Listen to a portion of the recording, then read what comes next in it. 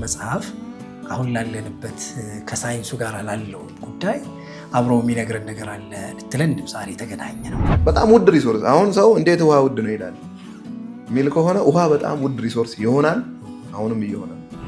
በ2030 እና በ2031 በጣም ብዙ ነገሮች ይሆናሉ ከኤአይ ጋር በተገናኘ ብሎ ፕሬዲክት ያደርጋል ሰውየውና ብዙ ሰው እንኳን እውቀቱን ብዙ ነገር እኮ ይደበቃል። ጋድ ሁሉን ነገር ነው የሰጠን። ከክርስቶስ ልደት በኋላ ራሱ ያለውን አስበው 2000 ምናምን ዓመት ምንም የተቀየረ የለም። ከተለያዩ ፍጥረታት ፓተርን ልንወስድ እንችላለን። 100% ተፈጥሮ ካለ ፈጣሪ ያለ ከድሮን የተሻለ ነገር ማግኘት ይችላል። ድሮን አንዷ ነች። እንግዲህ ኤለን መስክ ደግሞ ብዙ ጊዜ የሚለው ነገር አለ ወደፊት ኤአይ ሰዎችን ሊበልጥ ስለሚችል እዚህ ማይክሮቺፕ ንግጠምና ከዛም በኋላ የሰው እኩል እንሆን አትሊስት እንዘዛቸው ወይም ኮምፒት እናርግ አይነት ነገር ይላል። ሰው ለመርዳት ሰው መሆን በቂ ነው እንደሚል ኔቸርን ለመረዳት ሰው መሆን በቂ ነው። ሰው ያለ አትክልት መኖር አይችልም። ኢንተርዲፔንደንት ኦፍ ኮርስ ኢንተርዲፔንደንት ነው። ወይ እንዲህ ለይቶታል። ላይክ አንድ ነበር ከውሃ ጋር አንድ ላይ ውሃውን እንዲያርጎ ይሄ እንዲህ ለይቶታል። አሁን ቴክኖሎጂን በረም ብመረምር ሶፊስቲኬትድ አድርገው ስለሰሩት ቁንጮ እንትኑ ጋር አደርስም።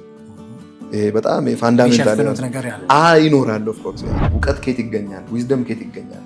በጣም ኮምፕሊኬትድም እንዳይመስለናል።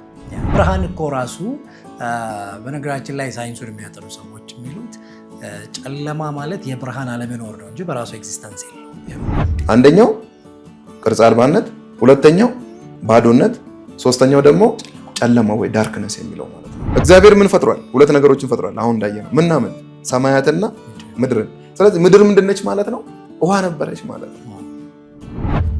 እግዚአብሔር መፍራት ማለት ብዙ ጊዜ ሰው ሚስ ኢንተርፕሬት ያደርገዋል። መንቀጥቀጥ ምናምን እንደዛ አይደለም። በቃ የሆነ እንትን ማለት አይደለም። ባለቤት አልባ አይደለች ምድር። መጽሐፍ ቅዱስ በጣም ብዙ ጥበብ ያለበት መጽሐፍ ነው። ሰውን ከምድር አፈር አበጀው ሲል አፈር መሆንን አውቀህ ትኖራለህ። ቤት መግዛት ለምትፈልጉ ደንበኞች 40% ቅድመ ክፍያ ከፍለው ቀሪውን 60% ቤቱን ሲረከቡ የሚከፍሉት ለዛውም ጫካ ፕሮጀክትና ቅንጡ ቪላ ቤቶች በሚገኙበት መገናኛ ቤሊቪው ሆቴል አጠገብ ሙሉ የአዲስ አበባን እይታ የሚያዩባቸውን ቤቶች በአጠቃላይ ክፍያ ስቱዲዮ በ2.7 ሚሊዮን ብር፣ ባለ 1 መኝታ በ4.4 ሚሊዮን ብር፣ ባለ 2 መኝታ በ6.7 ሚሊዮን ብር፣ ባለ 3 መኝታ በ8.3 ሚሊዮን ብር አማራጭ አዘጋጅተን እየጠበቅናችሁ ነው። ምን ይሄ ብቻ! የመጨረሻ እድል ደግሞ የዲፕሎማቶችና ትልቅ የንግድ እንቅስቃሴ ባሉባቸው በቡልጋሪያ አፍሪካ ህብረት አጠገብ እና ሳር ቤት አደባባይ ፊት ለፊት የንግድ ሱቆችን ከ1.7 ሚሊዮን ብር አጠቃላይ ክፍያ ጀምሮ የመኖሪያ ቤቶችን ደግሞ ከ5.4 ሚሊዮን ብር ጀምሮ ማግኘት ይችላሉ። ልብ ይበሉ። ታዲያ እነዚህ ቤቶች ያለምንም ዋጋ ጭማሪ በኢትዮጵያ ብር ከፍለው የሚጨርሱበት ነው። ለበለጠ መረጃ በ0980 72 81 73 ይደውሉልን። ቴምር ፕሮፐርቲ የህልሞ ማረፊያ።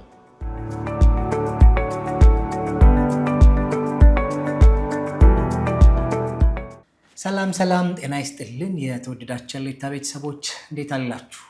የዛሬ እንግዳዬ በሁለት ቀበሌ ብቻ ባላት አነስተኛ ከተማ ላይ የተወለደው ባለማቋረጥ ከልጅነቱ ከአንደኛ ክፍል ጀምሮ ቄስ ትምህርት ቤትም ትንሽ ነካክቷል። ከአንደኛ ክፍል ጀምሮ እስከ 3ኛ ዲግሪ ወይም ፒኤችዲ ድረስ ያለማቋረጥ ነው የተማረው። በአፍሪካ እንዲሁም ደግሞ ከኢትዮጵያም ጨምሮ በጣም ጥቂት ከሆኑት በወጣትነታቸው ፒኤችዲ ካገኙ ሰዎች መካከል ይመደባል። እሱ ብቻ አይደለም።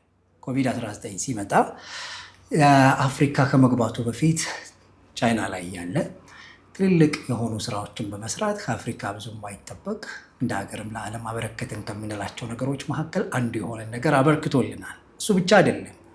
በትምህርት ባለፈባቸው ጎዳናዎች ሁሉ ኤፕላስ የራሱ ነው። የመጀመሪያ ዲግሪው አብዛኛው ኤፕላስ ነው። ሁለተኛ ኤ ሁሉ አላስገባም ይላል። ሶስተኛው ደግሞ አብዛኛዎቹ ኤፕላስ ሆኖ ነው። እንዲሁም ደግሞ የመመረቂያ ውጤቱም አመርቂ ተብሎ ነው የተመረቀው። በጣም የሚገርመው ይሄ እንግዳችን እስከ 8ኛ ክፍል ጥሩ ተማሪ አልነበረም። እንደው ለዚህ የምትጠብቁት ተማሪ አይደለም። አንዳንዴ እንደውም ከ1 እስከ 10 ከ1 እስከ 5 አይደለም ከ30 በላይ ሁሉ ወጥቶ ያውቃል። አይገርማችሁ? ከ9ኛ ክፍል በኋላ ግን ማርሽ ተቀይሮ ከዛም በኋላ አሁን የምንለው አይነት የህይወት መስመር ላይ ገብቶ ተገኘ። የዛሬ እንግዳችን ረዳት ፕሮፌሰር አሸናፊ ሚልኬሳ ነው። አሸናፊ ሚልኬሳ ባደረጋቸው አብዛኛዎቹ ነገሮቹ ከአገር አቀፍ እንዲሁም እስከ ዓለም አቀፍ ቢቢሲን ጨምሮ የተለያዩ ሚዲያዎች ስለሱ ብዙ አውርተዋል። በወጣትነቱ ያገኛቸውና ያሳካቸው ነገሮች ብዙ ናቸው። ዛሬ ግን ስለ ትምህርቱና ስለ እነዚህ ጉዳዮች አይደለም የምናወራችሁ። ወዲህም ወዲያም ሲል ያገኘኋቸው አንድ የተለየ ሀሳብ ደግሞ ይዞ ነው የመጣልን ማለት ነው። ይሄ ሀሳብ በተለይ ሳይንስና ቅዱሳት መጽሐፍት ይጣረሳሉ፣ ኧረ ቤት በኩል ይገናኛሉ ብለን የምናስብባቸው በርካታ ነገሮች አሉ። እሱ ግን ኧረ በጭራሽ እንደውም መሰረታቸው ወደኋላ ነው ይላል። ዘፍጥረት ምዕራፍ 1 ቅዱስ መጽሐፍ ላይ የተለየ እይታ አለው። አሁን ላለንበትም አሁን ብቻ አይደለም ወደኋላም ስንሄድ የነበረው አሁንም ያለው እንዲሁም ደግሞ ወደፊት የሚመጣው ነገር 3 ነገሮች ላይ ትኩረት ያደርጋል ይላል። እነዚህ 3 ነገሮች የህይወትም ቁልፍ ናቸው ይላል። አዲስ ነገር ይመስለኛል። አብራችሁን ነው ዶክተር ረዳት ፕሮፌሰር እንኳን ደህና መጣ። እንኳን ደህና ቆያችሁኝ። እኔም እንደዚህ መሆኔን ዛሬ ነው የሰማሁት። የተሳሳተ መረጃ የለውም አይደል? ሪሊ አንዳንዴ ስትሰማ እኔ ነኝ እንዴት ትላለህና በጥሩ ሁኔታ ለአድማጮች ለሀሌታ ቲቪም ተመልካቾች ስላስተዋወቀኝ እጅግ የከበረ ሰላምታዬን ምስጋናዬንም በዚሁ ለማቅረብ እወዳለሁ። እንዳልከው ያው ዶክተርም ባትል ረዳት ፕሮፌሰርም ይሶኬ አሸናፊ እያልከኝ መነጋገር እንችላለን። አሸናፊ ምልኬሳ እባላለሁ። እንግዲህ ዛሬ ደግሞ ባልከው ሀሳብ ላይ ሀሌታ ቲቪ ላይ እንግዳ ሆኜ በመቅረቤ እኔም በድጋሚ ላቅ ያለ አክብሮት ተሰምቶኛል። ስለዚህ እግዚአብሔር ይመስገን ማለት ነው የምፈልገው። አመሰግናለሁ። መልካም እንግዲህ ወዲያም ስል ያደረካቸውም ኢንተርቪዎችን ሳይ እነዚህ ሁሉም እንደምታያቸው ያልወጣበት የሀገር ውስጥ እና ዓለም አቀፍ ድረስ የሚሄዱ ጋዜጦችና መጽሔቶች በተለያየ ጊዜ ስላንተ ዘግበዋል እና ቅድም ያልኳቸው እንደው በትንሹ ነው እንደውም የጨለፍኩት እንጂ በጣም በርካታ መረጃዎች አሉ። ከነዛ ሁሉ ውስጥ ግን ዛሬ መቼስ የትምህርት ስኬቶችህን ምናምን ልናወራ አይደለም እንትን ያልነው ማለት በዛ ውስጥ ያው በሀሳቦቻችን ውስጥ ልታነሳቸው የምትችላቸው ነገሮች ሊኖሩ እንደሚችሉ ገምታለሁ። ግን ብዙ ጊዜ የምናስበው ሳይንሱና ምክንያቱም ሳይንቲስት ሆኖ እግዚአብሔር አለ ከማለት ይልቅ የለም ለማለት ቅርብ እንደሆኑ ይታሰባል። እንግዲህ ሰው ሲያቅ የለምነቱን ማብራራት ይፈልጋል መሰለኝ። የደረሰበት ነው የሚያውቀው መሰለኝ። ለማንኛውም እንደሱ ይታሰባል እና አንተ ግን ለቅዱሱ መጽሐፍ የተለየ እይታም አክብሮትም እንዳለ አውቃለሁ እና ሳይንሱና ማለት ሳይንቲስት መሆንና ከዛ በቅዱሱ መጽሐፍ አምኖ እግዚአብሔር አለ እንደውም ብዙ ነገሮች መሰረቱን የጣለው እሱ ነው ያስገኘንም እሱ ነው ብለህ ታምናለህ እና የዘፍጥረት ምዕራፍ 1 ከህይወትህም ጋር እና ከሌሎች የህይወት ክፍሎቻችን ጋር ትይዙ እንዴት ነው መያያዙ እንዴት ነው? ጥቂት እስቲ እሱ ያንሳለን። እሺ በድጋሚ አመሰግናለሁኝ። እንዳልከው ሳይንስና ሞሮፍ ስፔሻሊ መጽሐፍ ቅዱስ አሁን ካለንበት አንግል ይጋጫል አይጋጭም የሚሉ እርግጥ ነው በብዙ ዘንዶች ያው በይጋጫል ነው የሚታወቀው። እንደኔ ምልከታ ያው ሳይንስ ማለት ኔቸርን መረዳት ነው፣ ሌላ ምንም አይደለም። ሰው ከኔቸር የተረዳውን ፊዚክስ ህጎችንም ብታይ ባዮሎጂ ወይ ስነ ህይወትም ላይ ብታይ ኬሚስትሪንም ብታይ ኦልሬዲ አለ ኔቸር ላይ ፐርፌክት የሆነ ነገር ተፈጥሮ ኔቸር ላይ ያለ ነው። ሶ ያንን የምናብራራበት ነው whether proof or disprove የምናደርግበት ማለት ነው። መጽሐፍ ቅዱስ ደግሞ ፋንዳሜንታሊ ያው እንዴት ተፈጠረ የሚለው ሜጀር ፐርፐዝ ባይሆንም የመጽሐፍ ቅዱስ ትልቅ ዓላማ ግን በውስጡ ስለ ፍጥረትም ይዟል። ይሄ አሁን የምናየው ኮምፕሌክስ የሆነ ዩኒቨርስ ወይ ኮምፕሌክስ የሆነ ያለው ምድር ላይ ኤቭሪቲንግ እንዴት እንደተፈጠረና እንዴት እንደመጣ የሚያስረዳ ፓርት አለው። በእኔ እይታ ያው ሳይንስ እግዚአብሔር የፈጠራትን ምድር ፕሩቭ እያደረገ የሚሄድ ነው ብዬ ነው ማምነው። በዛም ሂደት ነው እግዚአብሔርም ረድቶኝ እኔም ሳይንስን ነው ተምሬ በሳይንስ ቅድም መግቢያ ላይ እንዳስተዋወቀኝ በዲግሪም በኤስሲ ማስተር ኦፍ ሳይንስ እንደ ፒኤችዲ እነዛን ውጤቶች ለማምጣት የቻልኩት። መጽሐፍ ቅዱስ ትልቅ አስተዋጽኦ እንዳለው በእርግጠኝነት ለአድማጮችም ለሁሉም ማውራት ፈልጋለሁ። ምክንያቱም ብዙ ጥበብና ዊዝደም እያገኘውም ያለሁት ከዚህ ስለሆነ ማለት ነው። ሳይንሱም እንዳለው ነው። አንድ ምሳሌ ግን ማንሳት ስለሚቻል ለምሳሌ እኔ አሁን ባዮቴክኖሎጂስት ነኝ። ባዮቴክኖሎጂ ነው ሞር ኦፍ ኮርስ ያ አሁን ማስተርስን ፒኤችዲም ላይ ባዮቴክኖሎጂን ስማር ብዙ አድቫንስድ ኮርሶች ወስጃለሁ። in terms of evolution, in terms of at the molecular level ያው እንደሚታወቀው hierarchy of life ተብሎ ሳይንሱ እንደሚለው አብዛኞቻችንም ደግሞ ሳይንስ ኤሪያ ላይ ያለ እንደምንስማማው ከአተም ጀምሮ እስከ ዩኒቨርስ ድረስ ወይ እስከ አጠቃላይ ሁሉንም የያዘው ድረስ ይሄዳል። ኦፍ ኮርስ የአጽናፈ ዓለም ነው ማለት ነው። so atoms will combine to give rise to molecules እነዛ ሞለኪውሎች ደግሞ ኦርጋንን ይሰጣሉ። እስከዚህ ያለው ነን ሊቪንግ ይለዋል ሳይንሱ። ከዛ ከሴል ይጀምርና ሴል፣ ቲሹ፣ ኦርጋን፣ ሲስተም፣ ኦርጋኒዝም፣ ከዛ ፖፑሌሽን፣ ኮሚኒቲ፣ ኢኮሲስተም እያለ እስከ ዩኒቨርስ ኦር ባዮስፌር ድረስ ይሄዳል። እኔ አት ሞለኪውላር ሌቭል ነው እንደው ሳይንስን በረም ዶክተር ኦፍ ፊሎሶፊ ወይ የፒኤችዲውም ላይ ማስተርሱም ላይ አት ሞለኪውላር ሌቭል ነው እንትን ያልኩት። አት ሞለኪውላር ሌቭልን አት ኦርጋኒዝማል ሌቭል አይደለም ሎክ ላይ ነው ያለ ይሄ ዲኤንኤ አርኤንኤ እና ፕሮቲን የሚባል አለ። ኮምፕሌክስ ሳይንስ ነው። ስለዚህ ይሄኛውንም የሚያስረዳልኝ አንድ ሰው አለ ግሪገር ሜንደል የሚባል the father of genetics ይባላል። እኔም አሁን ጂን አካባቢ ስለሆነ ከየት መጣ እንዴት መጣ ኮምፕሌክስ ነው። እነዚህ ዲኤንኤ የምንላቸው ዲኦክሲራይቦኒክሊክ አሲድ የአራቱ ቤዞች ኮድ ናቸው።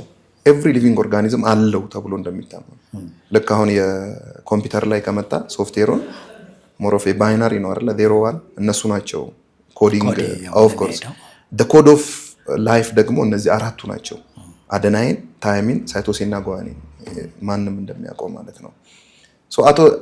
በዛ ሌቭል ሳይሆን ግን ጄኔቲክስን የተረዳው ሞንክ ነው።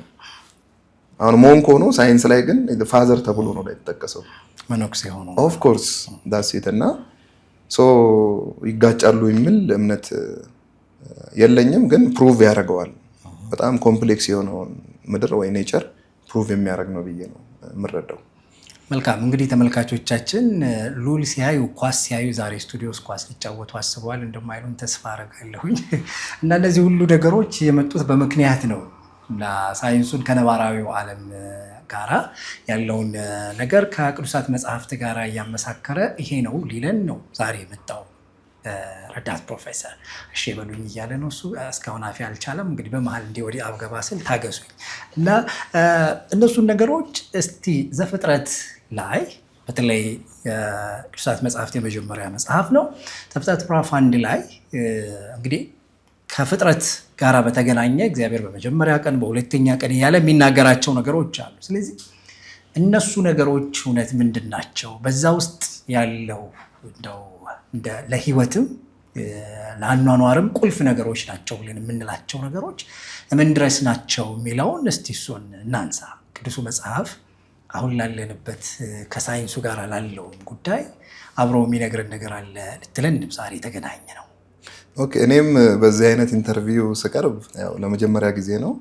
አክቹዋሊ አንተም አጠገቤ ያሉ ሰዎችን በደንብ ፊገር አውት አድርገህ ዘፍጥረትን እንደምወድ አጣርተህ በማልችለው ነው የመጣህብን። ስለዚህ በጣም ስታርቲንግ ፍሮም ማስተር ኦፍ ሳይንስ ማስተርስ ከመማርበት ጊዜ አንስቶ በጣም ያው መጽሐፍ ቅዱስ እንዳጠቃላይ እወዳለሁ።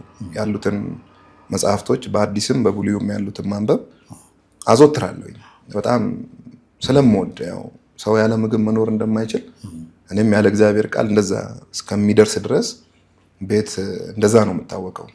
ምናልባት ባለቤቴንም እድል ገጥሞ ብጠይቅ አሸ ምን ያደርጋል ኦፍ ኮርስ አንድ ፋና ሚዲያ ላይ ማውርተዋለች እና መጽሐፍ ቅዱስ ማንበብ ይወዳል ነበር ያለችው እዛ ዶክመንታሪ ላይ እና ሰው ወዳለሁኝ ለምንም ሳይሆን ላይፌም ስለሆነ ልክ ሰው ያለ ምግብ እንደማይኖር ሁሉ የእግዚአብሔር ቃል ለኔ እንደዛ ስለሆነ ማለት ነው።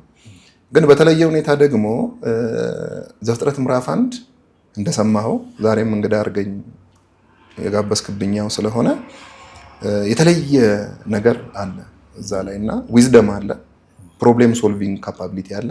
የምድር ደግሞ ቁልፍ የሆኑ ፕሮብሌሞችም ስቴት የተደረጉበት ነው። ስለዚህ ጋድ እንዴት ደግሞ ለነዛ ፕሮብሌሞችም ሶልቭ እንዳደረገ የምናይበትና አሁን የምናውቀውንም ደግሞ ሰው ብዙ ጊዜ እርግጠኛ ሆኖ ለመረዳትም አስቸጋሪ የሆኑ ነገሮች ቀለል ተደርገው በእግዚአብሔር ቃል ውስጥ ወይ በዘፍጥረት ምዕራፍ 1 ላይ እንደተጠቀሱ የምናይበት ቀን ነውና ስለዚህ የሀሌታ ቲቪ አድማጮችም መልካም ነገር እንግዲህ ከገባችኝ ከትንሿ ሰው የገባውን ስለሆነ የሚያስረዳው ገብቶኛል ብዬ ያሰብኩትን በዚህ ሚዲያ ላይ በፍቅር አቀርባለሁ። ስለዚህ ይሄን ይመስላል። ቀደም እንደጠየቀኝ መጀመሪያ የእግዚአብሔር ቃልን ብናይ መልካም ነው። ምን ይላል ቃሉ የሚለውን ስለዚህ ዲስፕሌይ ቢደረግልኝና ብናነብ ደስ ይለኛል በአማርኛው። ኦፍኮርስ ያ ስለዚህ በዘፍጥረት ምዕራፍ 1 ላይ ቅዱሱ ቃል የከበረው ቃል ስለ ብዙ ነገር የሚያስረዳን ሕያው ቃል በጣም ወደው እግዚአብሔር ቃል የሚናገረው አለ። እንግዲህ እግዚአብሔር ደግሞ የቃሉን ደጆች እንዲያበራለን እንግዲህ ሪኩዌስት አድርገናል፣ ለምነናል፣ እንመኛለንም። የእግዚአብሔር ቃል ሲናገር እንደዚህ ይላል። ምክንያቱም እሱን ካነበብን በኋላ ወደ ነገሩ ስለምንመጣ በመጀመሪያ እግዚአብሔር ሰማያትንና ምድርን ፈጠረ። ምድርም ቅርጽ የለሽና ባዶ ነበረች፣ የምድርም ጥልቅ ስፍራ ሁሉ ጨለማ ውጦት ነበረ። የእግዚአብሔርን መንፈስ በውኆች ላይ ይረብብ ነበር። ከዚያም እግዚአብሔር ብርሃን ይሁን አለ፣ ብርሃንም ሆነ። እግዚአብሔር ብርሃኑ መልካም እንደሆነ አየ፣ ብርሃኑን ከጨለማ ለየ። እግዚአብሔር ብርሃኑን ቀን ጨለማውን ሌሊት ብሎ ጠራው። መሸ ነጋም የመጀመሪያ ቀን። እግዚአብሔር ውሃን ከውሃ የሚለይ ጠፈር በውኆች መካከል ይሁን አለ። ስለዚህ እግዚአብሔር ጠፈርን አድርጎ ከጠፈሩ በላይና ከጠፈሩ በታች ያለውን ውሃ ለየ። እንዳለውም ሆነ። እግዚአብሔር ጠፈርን ሰማይ ብሎ ጠራው። መሸ ነጋም ሁለተኛ ቀን። ከዛም እግዚአብሔር ከሰማይ በታች ያለው ውሃ በአንድ ስፍራ ይከማች፣ ደረቁ ምድር ይገለጥ አለ። እንዳለውም ሆነ። እግዚአብሔር ደረቁ ምድር የብስ፣ በአንድነት የተሰበሰበውን ውሃ ባህር ብሎ ጠራው። እግዚአብሔር ይህ መልካም እንደሆነ አየ። እግዚአብሔር ምድር እጽዋትን እንደየወገናቸው፣ ዘር የሚሰጡ ተክሎችን፣ በምድር ላይ ዘር ያዘሉ ፍሬ የሚያፈሩ ዛፎችን እንደየወገናቸው ታብቅል አለ። እንዳለውም ሆነ። ምድር እጽዋትን እንደየወገናቸው፣ ዘር የሚሰጡ ተክሎችንና በውስጣቸው ዘር ያለባቸው ፍሬ የሚያፈሩትን ዛፎች በየወገኑ አበቀለች። እግዚአብሔር ይህ መልካም እንደሆነ አየ። መሸ ነጋም ሶስተኛ ቀን። ከዚያም እግዚአብሔር ቀኑን ከሌሊት እንዲለዩ የዓመት ወቅቶች ቀናትና ዓመታትን የሚጀምሩበትን እንዲያመላክቱ ለምድር ብርሃን የሚሰጡ ልዩ ልዩ ብርሃናት አደረገ። ታላቁ ብርሃን በቀን እንዲሰለጥን፣ ታናሹ ብርሃን በሌሊት እንዲሰለጥን አደረገ። እንዲሁም ከዋክብትን አደረገ ለምድር ብርሃን እንዲሰጡ፣ እነዚህን በሰማይ ጠፈር አኖራቸው። ይኸውም በቀንና በሌሊት እንዲሰለጥኑ፣ ብርሃንን ከጨለማ እንዲለዩ ነው። እግዚአብሔር ይህ መልካም እንደሆነ አየ። መሸ ነጋም አራተኛ ቀን። እግዚአብሔር ውኆች ሕይወት ባላቸው በሕያዋን ፍጡራን ይሞሉ፣ ወፎች ከምድር በላይ በሰማይ ጠፈር ይብረሩ አለ። በዚህ መሰረት እግዚአብሔር በባህሩ ውስጥ የሚኖሩ ታላላቅ ፍጡራንን፣ በውሃ ውስጥ የሚርመሰመሱ ሕይወት ያላቸው ነገሮች ሁሉ እንደየወገናቸው፣ እንዲሁም ክንፍ ያላቸውን ወፎች ሁሉ እንደየወገናቸው ፈጠረ። እግዚአብሔር ይህ መልካም እንደሆነ አየ። እግዚአብሔርም ብዙ ተባዙ፣ የባህርንም ውሃ ሙሏት፣ ወፎች በምድር ላይ ይብዙ ብሎ ባረካቸው። መሸ ነጋም አምስተኛ ቀን።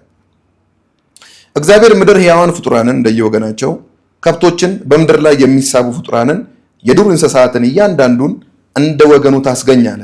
እንዳለውም ሆነ። እግዚአብሔር የዱር እንስሳትን እንደየወገናቸው፣ ከብቶችን እንደየወገናቸው፣ እንዲሁም በምድር ላይ የሚሳቡ ፍጡራንን እንደየወገናቸው አደረገ። እግዚአብሔር ይህ መልካም እንደሆነ አየ። እግዚአብሔርም ሰውን በመልካችን በአምሳላችን እንስራ፣ በባህር ዓሦች፣ በሰማይ ወፎች፣ በከብቶች፣ በምድር ሁሉ ላይ እንዲሁም በምድር በሚሳቡ ፍጡራን ሁሉ ላይ ስልጣን ይኑራቸው አለ። ስለዚህ እግዚአብሔር ሰውን በራሱ መልክ ፈጠረው፣ በእግዚአብሔር መልክ ፈጠረው፣ ወንድና ሴት አድርጎ ፈጠራቸው። እግዚአብሔር ብዙ ተባዙ፣ ምድርንም ሙሏት፣ ግዟትም፣ የባህርን ዓሦች፣ የሰማይን ወፎች እንዲሁም በምድር ላይ የሚንቀሳቀሱትን ሕያዋን ፍጡራንን ሁሉ ግዟቸው ብሎ ባረካቸው። እግዚአብሔር እንዲህ አለ፣ በምድር ላይ ያሉትን ዘር የሚሰጡ ተክሎችን ሁሉ፣ በፍሬያቸው ውስጥ ዘር ያለባቸውን ዛፎች ሁሉ ምግብ ይሆንላችሁ ዘንድ ሰጥቻቸዋለሁ። እንዲሁም ለምድር አራዊት ሁሉ፣ ለሰማይ ወፎች ሁሉ፣ በምድር ላይ ለሚንቀሳቀሱ ሕያዋን ፍጡራን ሁሉ ማንኛውንም ለምለም ተክል ምግብ እንዲሆናቸው ሰጥቻለሁ። እንዳለውም ሆነ። እግዚአብሔር ያደረገውን ሁሉ አየ፣ እነሆም እጅግ መልካም ነበር። መሸ ነጋም ስድስተኛ ቀን ይላል። እግዚአብሔር ይመስገን። ሰባተኛው ቀን ያው እረፍትና ባረከው ቀደሰውም ይላል። ስለዚህ በዚህ የመጽሐፍ ቅዱስ ክፍል ላይ በጣም የሚገርም ዊዝደም አለ። አንዱ ምንድነው? ያው ሁለት ነገሮች እዚህ ዘፍጥረት ምዕራፍ 1 ላይ ቁጥር 1 ላይ እንደምናየው ያሳየናል። በመጀመሪያ እግዚአብሔር ሁሉንም የፈጠረ ሁሉንም ደግሞ እንደፈጠረ ስለማመን ሁለት ነገሮችን በዲስቲንክት ሁኔታ እንደፈጠረ ዘፍጥረት ምዕራፍ 1 ይነግረናል። አንደኛው ሰማያትን ነው፣ ሁለተኛው ደግሞ ምድርን ነው። በእንግሊዘኛውም እንደዛ ይለዋል። in the beginning God created heavens and earth ይላል። so heavens አለ አንድ ራሱን የቻለ of course ሰማያት ማለት ነው። ሁለተኛው ደግሞ ዲስቲንክት የሆነ ደግሞ earth አለ ወይ ምድር የምንለው ማለት ነው። ከዛ ቁጥር 2 ላይ እዚህ ጋርም እንግዲህ ተመልካቾቻችን እያዩ ከሆነ ምድርም ይላል now the earth was ይለዋል እንግሊዘኛው። ምድርም ምን ነበረች? ቅርጽ የለሽና ባዶ ነበረች። የምድርንም ጥልቅ ስፍራ ሁሉ ጨለማ ውጦት ነበር ይላል። ስለዚህ ፓርት ላይ እኔ ኦልሞስት እንግዲህ መጽሐፍ ቅዱስን ደጋግሜም እንደነገርኩ ስለማነብ እያነበብኩም ስለሆነ የገባኝ ምድር ፋንዳሜንታሊ ሶስት ችግር አለባት ወይ ነበርባት ማለት ነው፣ ወይ ይኖርባት አለ ማለት ነው። የመጀመሪያው ፋንዳሜንታል ችግር የምድር የቅርጽ የለሽነት ነው። እንግሊዘኛው ፎርምለስ ይለዋል። ሁለተኛው ደግሞ ባዶነት ነው፣ ኤምፕቲነስ ወይ የባዶነት። ሶስተኛው ደግሞ የምድርን ጥልቅ ስፍራ ሁሉ ጨለማ አውጦት ነበር፣ የጨለማም ችግር ማለት ነው። ዳርክነስ ይለዋል። ስለዚህ በእንግሊዘኛው ምን ይለዋል? እስከዚህ ያለውንም ምናልባት በደንብ ለማስረዳትም in the beginning God created the heavens and the earth, now the earth was formless and empty, darkness was over the surface of the deep and the spirit of God was hovering over the waters ይላል። so fundamentally ሶስት ኮቶችን from the scientist or ከሳይንስ view of point ሳየው ሶስት ነገሮችን ነው እዚህ ላይ የምንረዳው። እንደነገርኩ ነው የመጽሐፍ ቅዱስን የሪሊጂየስ ቡክ ነው ብቻ ብዬ አልቀበልም። ሳይንስም ይወጣዋል፣ ፖሊሲዎች ይወጡታል፣ ህግ ይወጣበታል፣ ፊሎሶፊ ይወጣበታል። በጣም ብዙ ነገር የሚወጣበት ምንጭ ነው። ምክንያቱም የሐሳብ ሁሉ ምንጭ እግዚአብሔር ስለሆነ ማለት ነው። ሄዶ የእግዚአብሔር ሐሳብም ስለሆነ የሚገዛው ሰው እዚህኛው ላይም ቁጥር 2 ላይ እግዚአብሔር ሁለት ዲስቲንክት ነገሮችን ፈጥሯል፣ ሄቨንስ እና አርዝ። አርዝ ደግሞ ወይንም ምድር ሶስት ዲስቲንክት የሆኑ ነገሮች እንዳሉባት ራሱ የእግዚአብሔር ቃል ይነግረናል። አንደኛው ቅርጽ አልባነት፣ ሁለተኛው ባዶነት፣ ሶስተኛው ደግሞ ጨለማ ወይ ዳርክነስ የሚለው ማለት ነው። ስለዚህ ከቁጥር 3 አንስቶ እስከ ቁጥር ቅድም መጀመሪያ እስካነበብ ነው እስከ ቁጥር 31 ድረስ ያለው እነዚህ ሶስቱ ችግሮች እግዚአብሔር ከየትኛው ችግር የትኛውን መፍትሄ አስቀድሞ እንደፈታ የሚያሳዩ ናቸው ማለት ነው። ምክንያቱም አንዱ ትልቁ የሰው ፐርፐዝ በምድር ላይ ራሱ ኦልሞስት ችግር ብዙ አለ። አሁን ዶክተር ካልከው ታማሚዎች ስላሉ ነው፣ ችግር ፈቺ ነው ማለት ነው። ፓይለት ካልከው ሰዎች ትራንስፖርት መደረግ አለባቸው ከአንድ ቦታ ወደ ሌላ ቦታ ለተለያየ ፐርፐዝ፣ ቢዝነስ የሚሆን ብዙ ነገር። ስለዚህ ያንን ችግር የሚፈታ ነው። ቴክኖሎጂዎች ኤቭሪ ኢኖቬሽኖችንም ስታይ የሆነ ስፔሲፊክ ችግርን ለመቅረፍ ኢኖቬት የተደረጉ ናቸው። ስለዚህ ችግሩንም ማወቅ ሶሉሽኑንም ማወቅ መልካም ስለሆነ እግዚአብሔርም ደግሞ ለነዛ ለሶስቱ ችግሮች ስለሆነ መልስ የሰጠው በዚህኛው ምዕራፍ ላይ እንደምረዳው ማለት ነው እንደተረዳሁት። ስለዚህ እነዚህ ሶስቱን ችግሮች ነው የሚፈታው። አሁን ችግሮቹ በኦርደር ስናስቀምጣቸው ምንድናቸው? የፎርምለስ፣ የቅርጽ አልባነት፣ የባዶነትና የጨለማ ነው። እግዚአብሔር ደግሞ በጣም የሚገርመኝ በዚህ በዘፍጥረት ምዕራፍ 1 ላይ አሁን ከፎርምለስም አይደለም ማስተካከል የጀመረው። እሱንም ደግሞ ቀጥታኒ ምዕራፍ 1 ቁጥር 3 ጀምሮ ከዛ ምን ይላል? እግዚአብሔርም ይላል ብርሃን ይሁን አለ፣ ብርሃንም ሆነ። ጨለማ ችግር ተፈታ። ዳሲት ብርሃን በምንም ተአምር የፎርሙለስን ወይ ደግሞ የኤምፒቲን አይደለም። ብርሃን ሶሉሽን ሊሆን የሚችለው ሊንክ እናርጋቸው ከላይ ቁጥር 2 ላይ ሊስት ከተደረጉት ጋር ካለን ችግሮቹን ከመፍትሄው ማለት ኦፍ ኮርስ ችግሮቹን ከመፍትሄ ጋር አሁን 3 ችግር እዛ ጋር እንደ ችግር አድርገን አንስተናል። ኦፍ ኮርስ እንደዛም ስለሆነ ቅርጽ አልባነት፣ ባዶነትና ጨለማ። ስለዚህ ብርሃኒውን ሲል ብርሃን የምን ሶሉሽን ነው ማለት ነው? የጨለማ ነው። ስለዚህ ለጨለማ ለምድር ጨለማ ለሆነው ፕሮብሌሟ በመጀመሪያ ቀን እግዚአብሔር የምን ሶሉሽንን ሰጠ ማለት ነው? የብርሃንን ሰጠ ማለት ነው። ስለዚህ እንደዛ ብሎ ይቀጥላል። እግዚአብሔርም ብርሃን ይሁን አለ፣ ብርሃኑም ሆነ። እግዚአብሔርም ብርሃኑን መልካም እንደሆነ አየ፣ ብርሃኑን ከጨለማ ለየ። እግዚአብሔር ብርሃኑን ቀን ጨለማውን ሌሊት ብሎ ጠራው። መሸነጋም የመጀመሪያ ቀን። ስለዚህ እግዚአብሔር በመጀመሪያ ቀን ያደረገው ምንድነው ማለት ነው? የጨለማን ችግር ፈታ ማለት ነው። within the first day let there be light ነው ያለው toward the problem of darkness ማለት ነው። የጀመረው ከፎርሙላስ ከኢምፒቲአር ማስተካከል። ይሄ ፓተርንም ራሱ ይጠቅማል። ከብርሃን ነው የሚጀምረው። ኦፍ ኮርስ በጣም ትልቁ ዊዝደም ስለሆነ እስከ ፒኤችዲ ድረስ አሁን ብዙ ዊዝደሞች ተምሬያለሁ፣ ግን ከሁሉም የሚልቅ ዊዝደም እዚህ ውስጥ ስላለ የሚሻል ነገር ስለሆነ ማለት ነው። ለምሳሌ እዚህ ቤት አንተ አሁን ገብተህ የሆኑ ነገሮችን ለማስተካከል የሆኑ ነገሮችን ለማድረግ ቅድሚያ ምን መኖር አለበት? ማየት አለበት፣ ብርሃን መኖር አለበት። ስለዚህ ከጨለማው እንደጀመረ በዚህ ስፍራ ላይ እናያለን። ከዛ ቁጥር 6 ላይ እግዚአብሔር ውሃን ከውሃ የሚለይ ጠፈር በውኆች መካከል ይሁን አለ። ስለዚህ መጀመሪያ ላይ እግዚአብሔር ምን ፈጥሯል? ሁለት ነገሮችን ፈጥሯል። አሁን እንዳየነው ምናምን ሰማያትና ምድርን። ስለዚህ ምድር ምንድነች ማለት ነው? ውሃ ነበረች ማለት ነው። ስለ ምድር ሊንክ ስናደርገው በእርግጥ እዛው ቁጥር 1 ላይም ቁጥር 2 ላይ የእግዚአብሔርን መንፈስ በምን በውኆች ላይ ወይ በውሃው ላይ ረቦ ሰፎ ነበር፣ ሆቨር ያደርግ ነበር። ሆቨሪንግ ኦቨር ዘ ዋተር ሲሆን ስለዚህ እዚህኛው ላይ ቁጥር 6 ላይ ደግሞ ስንመጣ እግዚአብሔር ውሃን ከውሃ የሚለይ ጠፈር በውኆች መካከል ይሁን አለ። እዚህ ጋር ነው ጥያቄው፣ በውኆች መካከል። ኦፍ ኮርስ አሁን እንዴት ነው ያደረገው የሚለውን ሞሮፍ ከሶስተኛ ቀን በኋላ ያለው በረንብ ይገባናል። አሁን የምንኖርበትም ስለሆነ ቅድም ማስታወቂያ ላይ መጀመሪያ ላይ እንዳልከው እነዚህ ሁሉ ኳሶች ለዚህ ፐርፐዝ ምናልባት ከገለጹ በሚል የመጡ ናቸው፣ እንደ አንድ ሞዴል ማለት ነው። እዚህ ጋር ውሃን ከውሃ የሚለይ ያለ እንግዲህ ለአድማጮች ይሄኛውን ለማስረዳት ያህል ለምሳሌ ይሄኛው በክቡ ካሰብን ሌላ ሞዴል ሊኖረው ስለሚችል ግን ክቡ ላይ ስለተስማማን ክብ ነች ብለን አሁን ያለችው ምድርም ስላሰብን ውሃን ከውሃ መጀመሪያ ወደዚህ አልመጣንም፣ አሁን ወደምናውቀው አልመጣንም።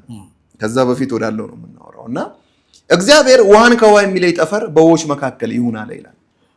ስለዚህ ውሃን ከውሃ የለየው ዌዘር እዚህ ጋርም የተለያዩ ሞዴሎች አሉ እንደነገርኩ ከ4 ዓመት በላይም ስለሆነ ስሰራ የነበረው ማለት ነው። ወይ እንዲህ ለይቶታል፣ ላይክ አንድ ነበር ከውሃ ጋር አንድ ላይ ውሃውን እንዲያርጎ ይሄ እንዲለይቶታል። ኦር ደግሞ ሁለተኛው ሊሆን የሚችለው ይሄው ክቡ የምድር በዚሁ ክብ ደግሞ ውሃው ተለይቷል በዚሁ ማለት ነው። ይሄ ክቡ ራሱ ሁለት ቦታ ሆኖ ኦፍ ኮርስ ይሄኛው ላይክ ሴል ዲቪዥን ሞዴል ልክ እንደዚህ ማለት ነው። ወይ ሁለተኛው ደግሞ ይሄው ራሱ በዚሁ ክብ ሆኖ እንዲሁ አሁን ውሃ አይደል ይሄ እስረኛው እንዲለይቶታል ማለት ነው። ኤኒዌይስ ግን ውሃን ከውሃ ግን ምን ብሏል? ተለይቷል ማለት ነው። ስለዚህ ውሃን ከውሃ ለየ ማለት ልክ አሁን አንድ የነበረው ልይት ስታደርገው ስንት ይሆናል? ሁለት ይሆናል። ወይ ደግሞ ውሃው ከውሃ ተለይቷል። ስለዚህ ይሄ አንድ የነበረውን ስለየው በመሃል ምን ይፈጠራል? ስፔስ ማለት ነው። ኤክስፓንስ ወይንም ደግሞ ይሄ ቮልት የምንለው ክፍተቱን ማለት ነው። እዚህ ጋር ጠፈር ይለዋል። ግልጽ ነው በጣም ኦኬ። አንተ ጋር ከተረዳዳን ያው አድማጮች ይረዳሉ የሚል ግምት አለ። አክቹአሊ ያው ከዚህ ድሮ ለማድረግ የፈለግነው ነገር ስላለ ጥበብ ስላለ ማለት ነው። ስለዚህ እግዚአብሔር ጠፈርን አድርጎ ከጠፈር በላይና ከጠፈር በታች ያለውን ውሃ ምን አለ? ለየ። ከጠፈር በላይና ከጠፈር በታች ያ ማለት ከክፍተቱ በላይና ከክፍተቱ በታች ያለውን ምን አለ? ለየ ማለት ነው። ምን አለ? ከጠፈሩ በላይና ከጠፈሩ በታች ያለውን ውሃ ለየ እንዳለውም ሆነ። እግዚአብሔር ጠፈርን ሰማይ ብሎ ጠላው፣ መሸነጋም ሁለተኛ ቀን። ስለዚህ ልክ እንዲህ ሲለየው ቅድም ባልነው በዚህኛው ሞዴል ከላይም ውሃ አለ፣ እዚህ ጋርም ደግሞ ውሃ አለ። መሀል ላይ ምን ተፈጥሯል ማለት ነው? ጠፈር ወይንም ደግሞ ኤክስፓንሱ ቮልቱ ማለት ነው። እሱ ምን ብሎ ጠራው እግዚአብሔር? ሰማይ ብሎ ጠራው። ይኸው እዚች ጋር ቁጥር 8 ላይ ምን ይላል? እግዚአብሔርም ጠፈርን ሰማይ ብሎ ጠራው። መሸ ነጋ፣ ሁለተኛ ቀን። ለምሳሌ ይሄው ድፍን ያለ ከሆነ አንድ ሆኖ ከሆነ ልክ እንዲህ ስትለየው መሀል ላይ ምን ይፈጠራል? ስፔሱ። ይሄኛውን ስፔስ ምን አለው ጋድ? እግዚአብሔር ምን አለው? ሰማይ ብሎ ጠራው፣ ሁለተኛ ቀን። ስለዚህ ይሄ መለየቱ መሀል ላይ መፈጠሩ፣ ስለዚህ 3 ነገር ተፈጠረ ማለት ነው። 1 ከስር ያለው፣ 2 ከላይ ያለ፣ 3 ደግሞ እዚህ ጋር እንቀጥል። ቁጥር 9 ላይ ከዚያም እግዚአብሔር ከሰማይ በታች ያለውን ውሃ በአንድ ስፍራ ይሰብሰብ፣ ደረቁ ምድር ይገለጣል እንዳለውም ሆነ። እግዚአብሔር ደረቁን ምድር የብስ፣ በአንድነት የተሰበሰበውንም ውሃ ባህር ብሎ ጠራው። እግዚአብሔር ይህ መልካም እንደሆነ አየ ብሎ 3ኛው ቀን ላይ ደግሞ ግማሹን ይናገራል። ስለዚህ አሁን ይሄን እንዲህ መለየት፣ ውሃን ከውሃ መለየት የምን ችግር ሊሆን ይችላል? የጨለማ ነው ወይስ የቅርጽ ማጣት ነው ወይስ ደግሞ የኢምፒቲ ነው? ቅርጽ ነው። ቅርጽ እየሰጠው ነው። ኦፍ ኮርስ ሼፕ እያደረገው ነው። አንድ ሰው የሆነ ነገር እንደሚጠርዝ ሼፕ እያደረጋት ነው ምድር። ስለዚህ ቨርቲካሊ ሰፓሬት አደረገ ማለት ነው። ይሄ ቨርቲካል ሰፓሬሽኑ ኢዝ ሪሌትድ ቱ ፎርም ይሆናል። ቃሉ ራሱ ስለሚናገር ምንም አልጨመርንም፣ ምንም አልቀነስንም። ሲምፕሊ አንደርስታንድ ያደረግነውን ነው ሼር እያደረግን ያለነው። ከ3ኛው ቀን ላይ ደግሞ የስረኛውን ውሃ ይላል። ከሰማይ በታች ያለው ውሃ ማለት ኤክስፓንስ ተፈጥሯል መሀል ላይ። ከዛ በታች ያለውን ውሃ ደግሞ ስለዚህ ይሄንን ደግሞ ምን አለው ማለት ነው? ይሄም ውሃ ነበር ክብ፣ ሆሪዞንታሊም ደግሞ ደረቁን ምድር ላንድን ከምን ለየ ማለት ነው? ከውሃው ለየ። ይሄው አሁን የምናውቃት ምድር ማለት ነው። ደረቁ ምድር አለ 7 ኮንቲኔንት ያለው። ይሄው እዚህ ጋር አፍሪካ አለችልን፣ ሀገራችን ኢትዮጵያም እዚሁ አለች። ደረቁን ምድር ከውሃ ለየ። ይሄው አትላንቲክ ኦሽን አለ፣ ፓሲፊክ ኦሽን አለ፣ ኢንዲያን ኦሽን አለ። እንዳለ በኦሽን ደረጃ ተለየ ማለት ነው። ስለዚህ በስንት ለየው ማለት ነው? የላይኛውንም ለየ፣ የዚህኛውንም ለየ። ስለዚህ ይሄኛው የምን ችግር ነው ሊሆን የሚችለው? ሪዘር ሌተር ቱ የፎርሙለስ ቅርጽ ሰጠው ማለት ነው። የዚህንም ቅርጽ ሰጠው፣ የዚህንም ቅርጽ ሰጠው። ስለዚህ ሁለተኛው ፕሮብሌም ምን አለ ማለት ነው? ሶልቭ ተደረገ ማለት ነው። አይገርምም? መጀመሪያ ላይ ቅርጽ አልባ ነበረች የሚለው ኦፍ ኮርስ ነበር። ያው ራሱ ቅርጽ ይሰጣል ብለን ስንል እንግዲህ ቅርጹ ምን አይነት ነው የሚለው እንዳለ ሆኖ ኦፍ ኮርስ አትሊስት ናሳም የሚለው አለ፣ ብዙዎችም የሚሉት አለ። ግን የእግዚአብሔር ቃል ይሄ ጂነስ ቻፕተር 1 እንዴት እንደለየው ደግሞ እዚህ ጋር ይናገራል። ግን ውሃኑ ማስተር ፕላኑ አለ ኦፍ ኮርስ መለየታቸውን ይናገራል። በምን አይነት መንገድ ተለየ? ያው የተለያዩ ቲዮሪዎች ዲፔንድ ተደርገን እሱ ላይ እንትን ማለት ይቻላል። ስለዚህ በሁለተኛው ላይ ያለው ችግር የቅርጽ አልባነት ነበር። ስለዚህ ይሄ ቅርጽ አልባነት ቅርጽ በመስጠት እንትን ተብሏል ማለት ነው፣ ተፈቷል ማለት ነው። ስለዚህ የቀረው 3ኛው ችግር ነው ማለት ነው። 3ኛው ችግር ምንድን ነው? ኢምፒቲ፣ የባዶነት። ኦፍ ኮርስ አሁን ምድር በብዙ ነገር ሞልታ እናያለን። ይሄ አልነበረም። ይሄ አብዛኛው ፓተርን ህግ የሚወጣበት ቅዱሱ መጽሐፍ እንደዛ ስለሚል ማለት ነው። ስለዚህ 9 ላይ አሁን ያነበብነው ይሆናል ማለት ነው። ደረቁ ምድርና ውሃውን ለየ ይላል። ይሄው የምናውቃት ዩኒቨርስ ጋር ኦልሬዲ ደርሰናል ማለት ነው። ከዛ ቁጥር ስንት ጋር ደርሰናል? ቁጥር 10 ላይ ኦልሬዲ መዝጊያውን ያደርጋል። 11 ላይ እግዚአብሔር ይላል 11 ላይ ምድር እጽዋትንም እንደየወገናቸው ዘር የሚሰጡ ተክሎችንና በምድር ላይ ዘር ያዘሉ ፍሬ የሚያፈሩ ዛፎችን እንደየወገናቸው ታብቅላለ እንዳለውም ሆነ። ምድርም እጽዋትን እንደየወገናቸው አኮርዲንግ ዴር ስፒሺስ ማለት ነው። ስፒሺስ ማአት ስፒሺስ ነው ያለው፣ ስፒሺስ ኦፍ ፕላንትስ። አሁን ራሱ ሰርች ብናደርግ ኦልሞስት 500,000 እሱም ደግሞ ዲስከቨሪ እየተደረገ ነው ይላል። አንተ ትምህርትህ እንደውም ወደሱ ነው። ኦፍ ኮርስ የፕላንት ሳይንስ ኦፍ ኮርስ ወስጃለሁ። ስለዚህ እዚህኛው ላይ አሁን ምናየውም ይሄንን ነው ሪል ወርልድ ላይ አሁን ፕላንት ከዚህም ስንወጣ ይኸው እዚህ ጋርም እንደውም አለ አንድ አትክልት ምናየውም ስለሆነ ነው ይሄ በጣም የገዛኝ። የማይታይ ነገር የለውም። እንግዲህ ሉክ ሳይንስ ይሄ ነው ሞዴሉ ብሎ ናሳም ይሄ ነው ሞዴሉ ብሎ ሌሎችም ይሄ ነው ሞዴላቸው ብሎ ከማውራቱ በፊት የመጣ ነገር ነው። ከክርስቶስ ልደት በፊት የተጻፈ ነው። ኢማጂን ዊዝደሙ ግን ሪል ይሄ ነው አሁንም ያለው የሚቀጥለውም ይሄው ነው። ስለዚህ 11 ላይ ምን ይላል? የተለያዩ የፕላንት ስፒሺሶችን ምን ትሁን አለ ምድር፣ ደረቁ ምድር ምን ይበላል? ደረቁ ምድር 11 ላይ እግዚአብሔርም ምድር እጽዋትን እንደየወገናቸው ዘር የሚሰጡ ተክሎችና በምድር ላይ ዘር ያዘሉ ፍሬ የሚያፈሩ ዛፎች እንደየወገናቸው ታብቅላለ እንዳለውም ሆነ። ምድር እጽዋትን እንደየወገናቸው ዘር የሚሰጡ ተክሎችና በውስጣቸው ዘር ያለባቸው ፍሬ የሚያፈሩ ዛፎችን በየወገኑ አበቀለች። እግዚአብሔርም ይህ መልካም እንደሆነ አየ። መሸነጋ 3ኛ ቀን። ስለዚህ ተመልከትልኝ ምን ተፈጥሯል እዚህ ጋር ለአንዱ ለይቷል፣ ውሃውም ተለይቷል። 1 2 ኢምፒቲ ነው ምንም የለበትም። ከላይ ደግሞ ምን አለ? ሰማይ አለ። ከላይ ደግሞ ውሃ አለ። አክቹአሊ አሁን ግን 3 ነገር ተፈጥሮልናል ማለት ነው።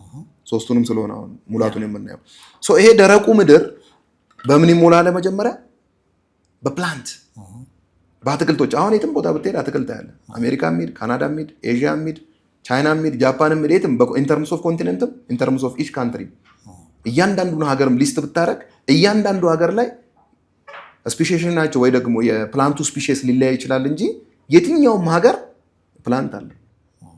እንደውም ከነዚህ ጋርም ነው የኛ መጸጋብር። ዲፔንደንት ነን፣ እነሱም ደግሞ ያለ ዲፔንደንት ናቸው። ኦፍ ኮርስ እነሱም ያለኛ አይችሉም ስለሚፈልጉ they need carbon dioxide እንደዛ እነሱ ፎቶሲንቴሲስ የሚያደርጉት። ስለዚህ ይሄኛው ደግሞ አሁን በፕላንት ሞላው ማለት ነው 3ኛው ቀን ግማሹ። ስለዚህ አንድ መሙላት ተጀመረ በምን? በፕላንት ማለት ነው። 3ኛው ችግር መፈታት ተጀመረ ማለት ነው። ከዛ ችግር መፈታት ጀመረ። ገና ነው፣ ሌላ ሙላት አለው። ኦፍ ኮርስ አሁን የምናውቃቸው በሙሉ ጋር እንመጣለን። ከዛ 4ኛው ቀን ላይ ደግሞ 3 ነገሮችን እንደሞላ የእግዚአብሔር ቃል ይናገራል። አንደኛው ሰን ነው ወይ ደግሞ ፀሐይ፣ 2ኛው ሙን ነው፣ 3ኛው ደግሞ ስታርስ። እነሱን ደግሞ ቤት አኖራቸው ይላል፣ በሰማይ ጠፈር አኖራቸው ይላል። ሰማይ ላይ ክፍተቱ ላይ እነዚህ ደግሞ ኖሩ ማለት ነው። ማማ፣ ፀሐይ፣ ጨረቃና ከዋክብት። ይኸው እናንብበው። ከዛም እግዚአብሔር ቀኑን ከሌሊት እንዲለዩ የዓመት ወቅቶችን ቀናትንና ዓመታትን የሚጀምሩበት እንዲያመላክቱ ለምድር ብርሃን እንዲሰጡ። ለምድር የላይኛውን ምድር ነው ባይዘው እንዳትረሳ፣ ምድር ብለን የጀመርነው አርዝ ነው። ግን ኦልሬዲ ስለከፈለውና መሀል ላይም ስላለ ለምድር ብርሃን እንዲሰጡ ታላቁ ብርሃን በቀን እንዲሰለጥን፣ ታናሹ ብርሃን ደግሞ በሌሊት እንዲሰለጥን። ታላቁ ብርሃን ማን ነው? ይኸው አሁንም እንግዲህ እዚህ ስቱዲዮ ያለ ነው። በቀን ስንወጣ ፀሐይ ማየት እንችላለን፣ ያለ ነው ማለት ነው። ማታ ላይ ደግሞ ስንው ምን እናያለን? ጨረቃ እናያለን። ከዛ እንዲሁም ደግሞ ይላል ከዋክብትን አደረገ። ስታርስ ብዙ ናቸው እዚህ ጋር እንትኑም ቁጥርም ያመለክታል። ከዋክብትን አደረገ ለምድር ብርሃንን እንዲሰጡ እግዚአብሔር እነዚህን በሰማይ ጠፈር አኖራቸው።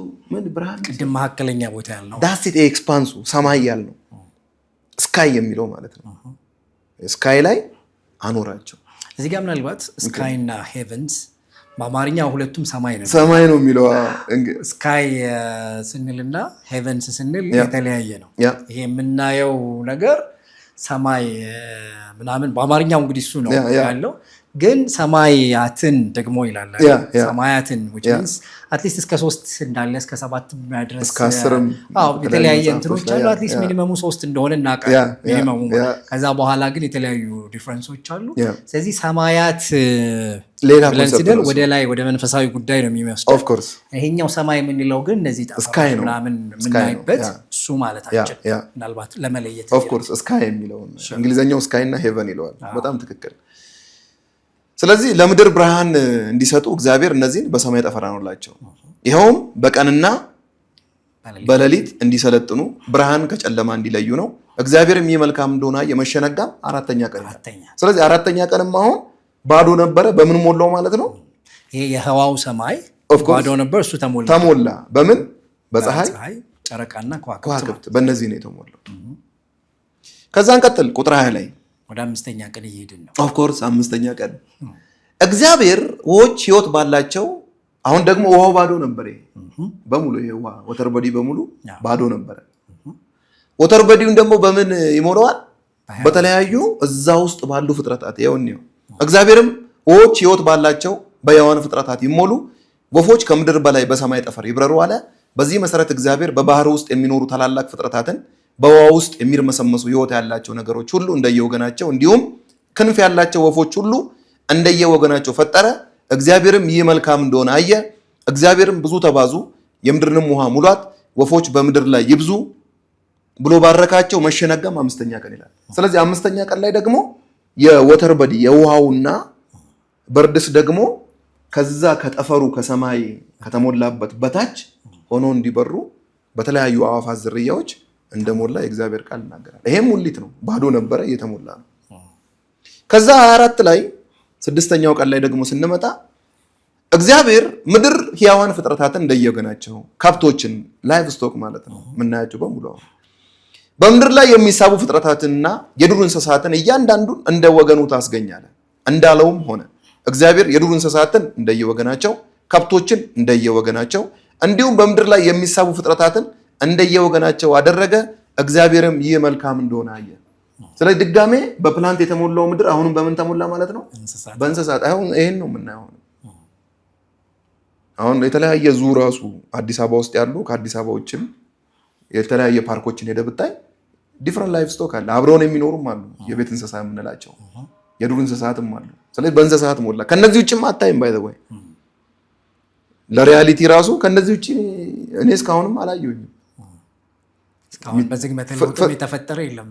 ኦፍ ኮርስ ይከብዳል። ኦፍ ኮርስ ያ እንመጣበታለን እሱንም። ከዛ ቁጥር 26 ላይ እግዚአብሔር ሰውን በመልካችን በአምሳላችን እንስራ፣ በባህር ዓሦች፣ በሰማይ ወፎች፣ በከብቶች፣ በምድር ሁሉ ላይ እንዲሁም በምድር ላይ በሚሳቡ ፍጥረታት ሁሉ ላይ ስልጣን ይኑራቸዋል።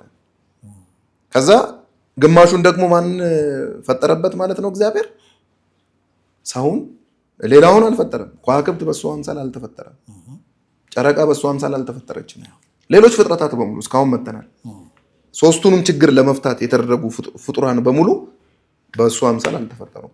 ላስትሊ በ6ኛው ቀን ግማሹን ወይንም ደግሞ 6ኛው ቀን ላይ ከላይቭ ስቶክ ወይንም ደግሞ ካሉት ኦፍ ኮርስ ፍጥረታት የሚርመሰመሱ ፍጥረታት ባሻገር የሰው ልጅም እንደሰራው እንደፈጠረን የእግዚአብሔር ቃል ይናገራል። ስለዚህ 27 ላይ ስለዚህ እግዚአብሔር ሰውን በራሱ መልክ ፈጠረው፣ በእግዚአብሔር መልክ ፈጠረው፣ ወንድና ሴት አድርጎ ፈጠራቸው። እግዚአብሔርም ብዙ ተባዙ፣ ምድርን ሙሏት፣ ግዙሃትም። አሁን ለዛ ነው ሰው ልጅ በተለያየ አሁን የመግዛትን ስልጣን ራሱ ለሌላ ሰጥቶት ቢሆን ሌላው ነበር የሚገዛው።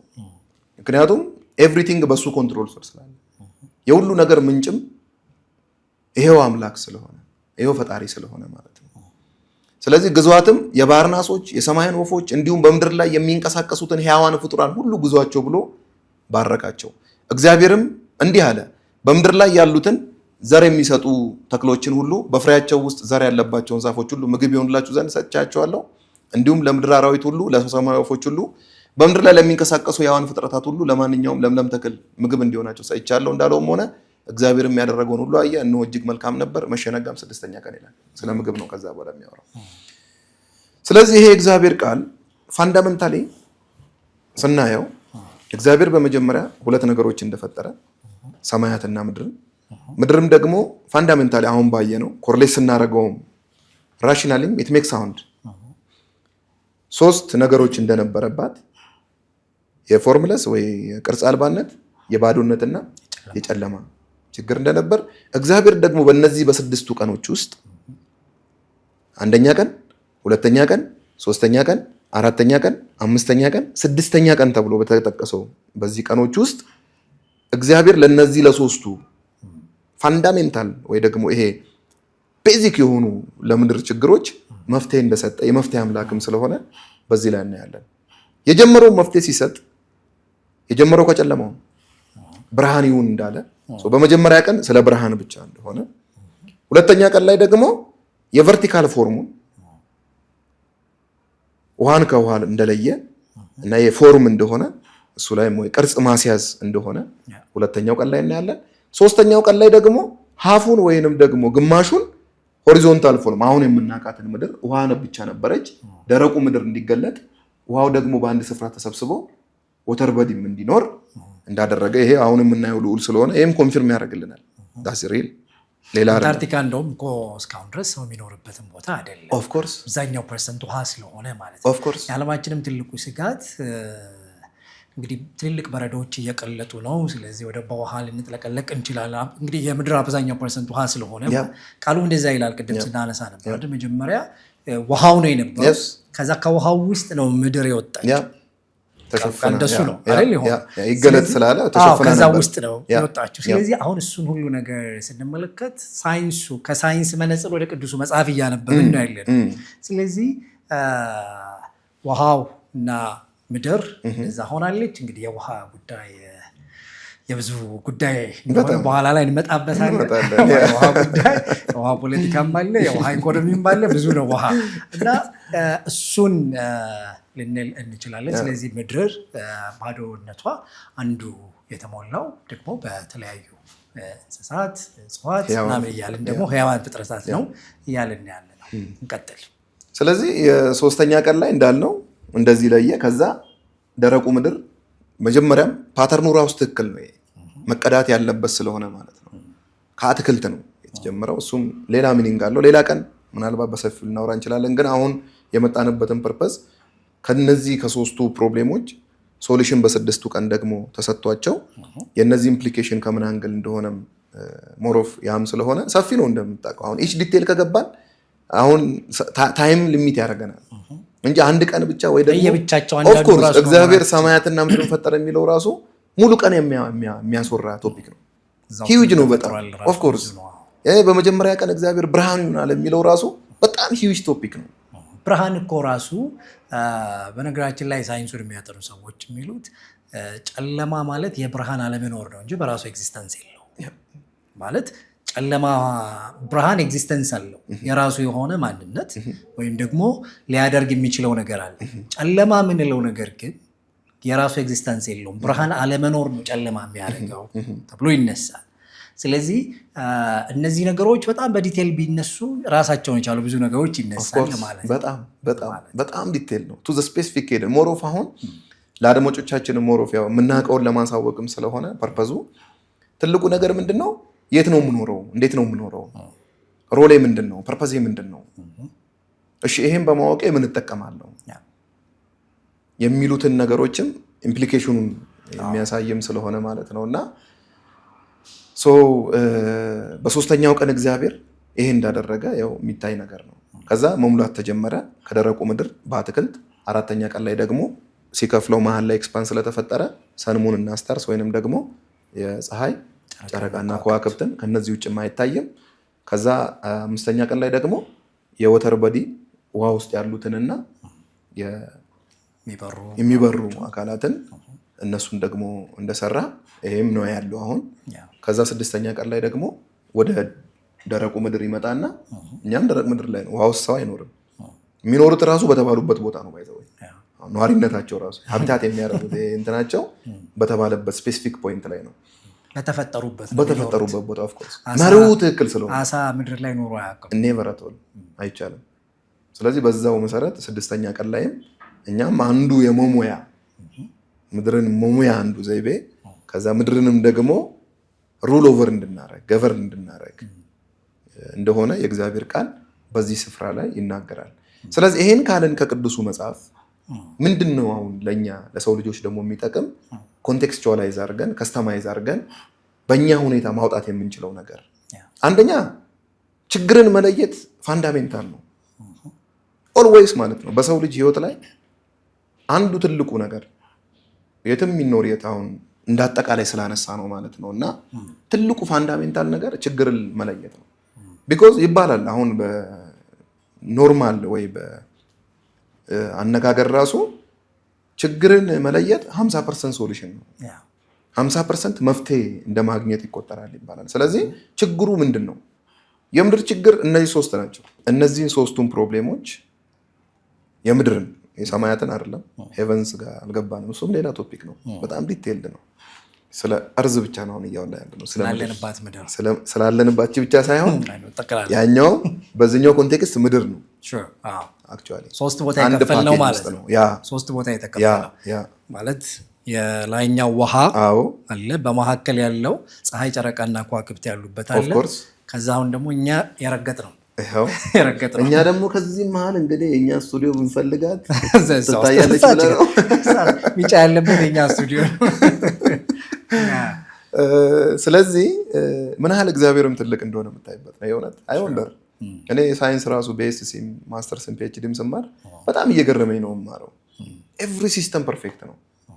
ኤቭሪ ያም ሌላ ቶፒክ ስለሆነ እንደው እንትን ይላል እንጂ ከገባንበት አሜዚንግ ጋድ ዊ ሃቭ የሚገርም ፈጣሪ ነው ያለን እና ፐርፌክት ነው ኢን ኤቭሪቲንግ፣ ምንም የተዛባ ነገር ስለሌለው ማለት ነው። ስለዚህ ይሄኛውን ነገር ካልን ለእኛ ኢምፕሊኬሽኑ ምንድን ነው? ይሄ ብዙ ነገሮች ሊወጡበት ይችላሉ። ከብዙዎቹ ግን ከአንዱ ልምጣና ከኢኖቬሽን እና ቴክኖሎጂ አንጻር ላውራ። ከብዙዎቹ ቶፒኮች በጣም ብዙ ነገር ማውጣት ይቻላል። ህግ ይወጣል ከዚህ ቢኮዝ ፓተርን ነው ይሄ። ሪል ኢት ወርክስ ወርክ የሚሰራ ነው የእውነትም ደግሞ ከኢኖቬሽን እና ቴክኖሎጂ አንጻር ጊዜውም ወቅታዊም ነገር ይሄ ስለሆነ እንዴት ነው ብለን ካየን ያው የመጀመሪያውና የሁለተኛው ቀን ኤሊትል ቢት ኮምፕሌክስ ነው። ሌላ ዲቴል ገለጻ ራሱ ይፈልጋል። ሞር ኦፍ ብሪፍ የሚሆነው ከሶስተኛ ቀን በኋላ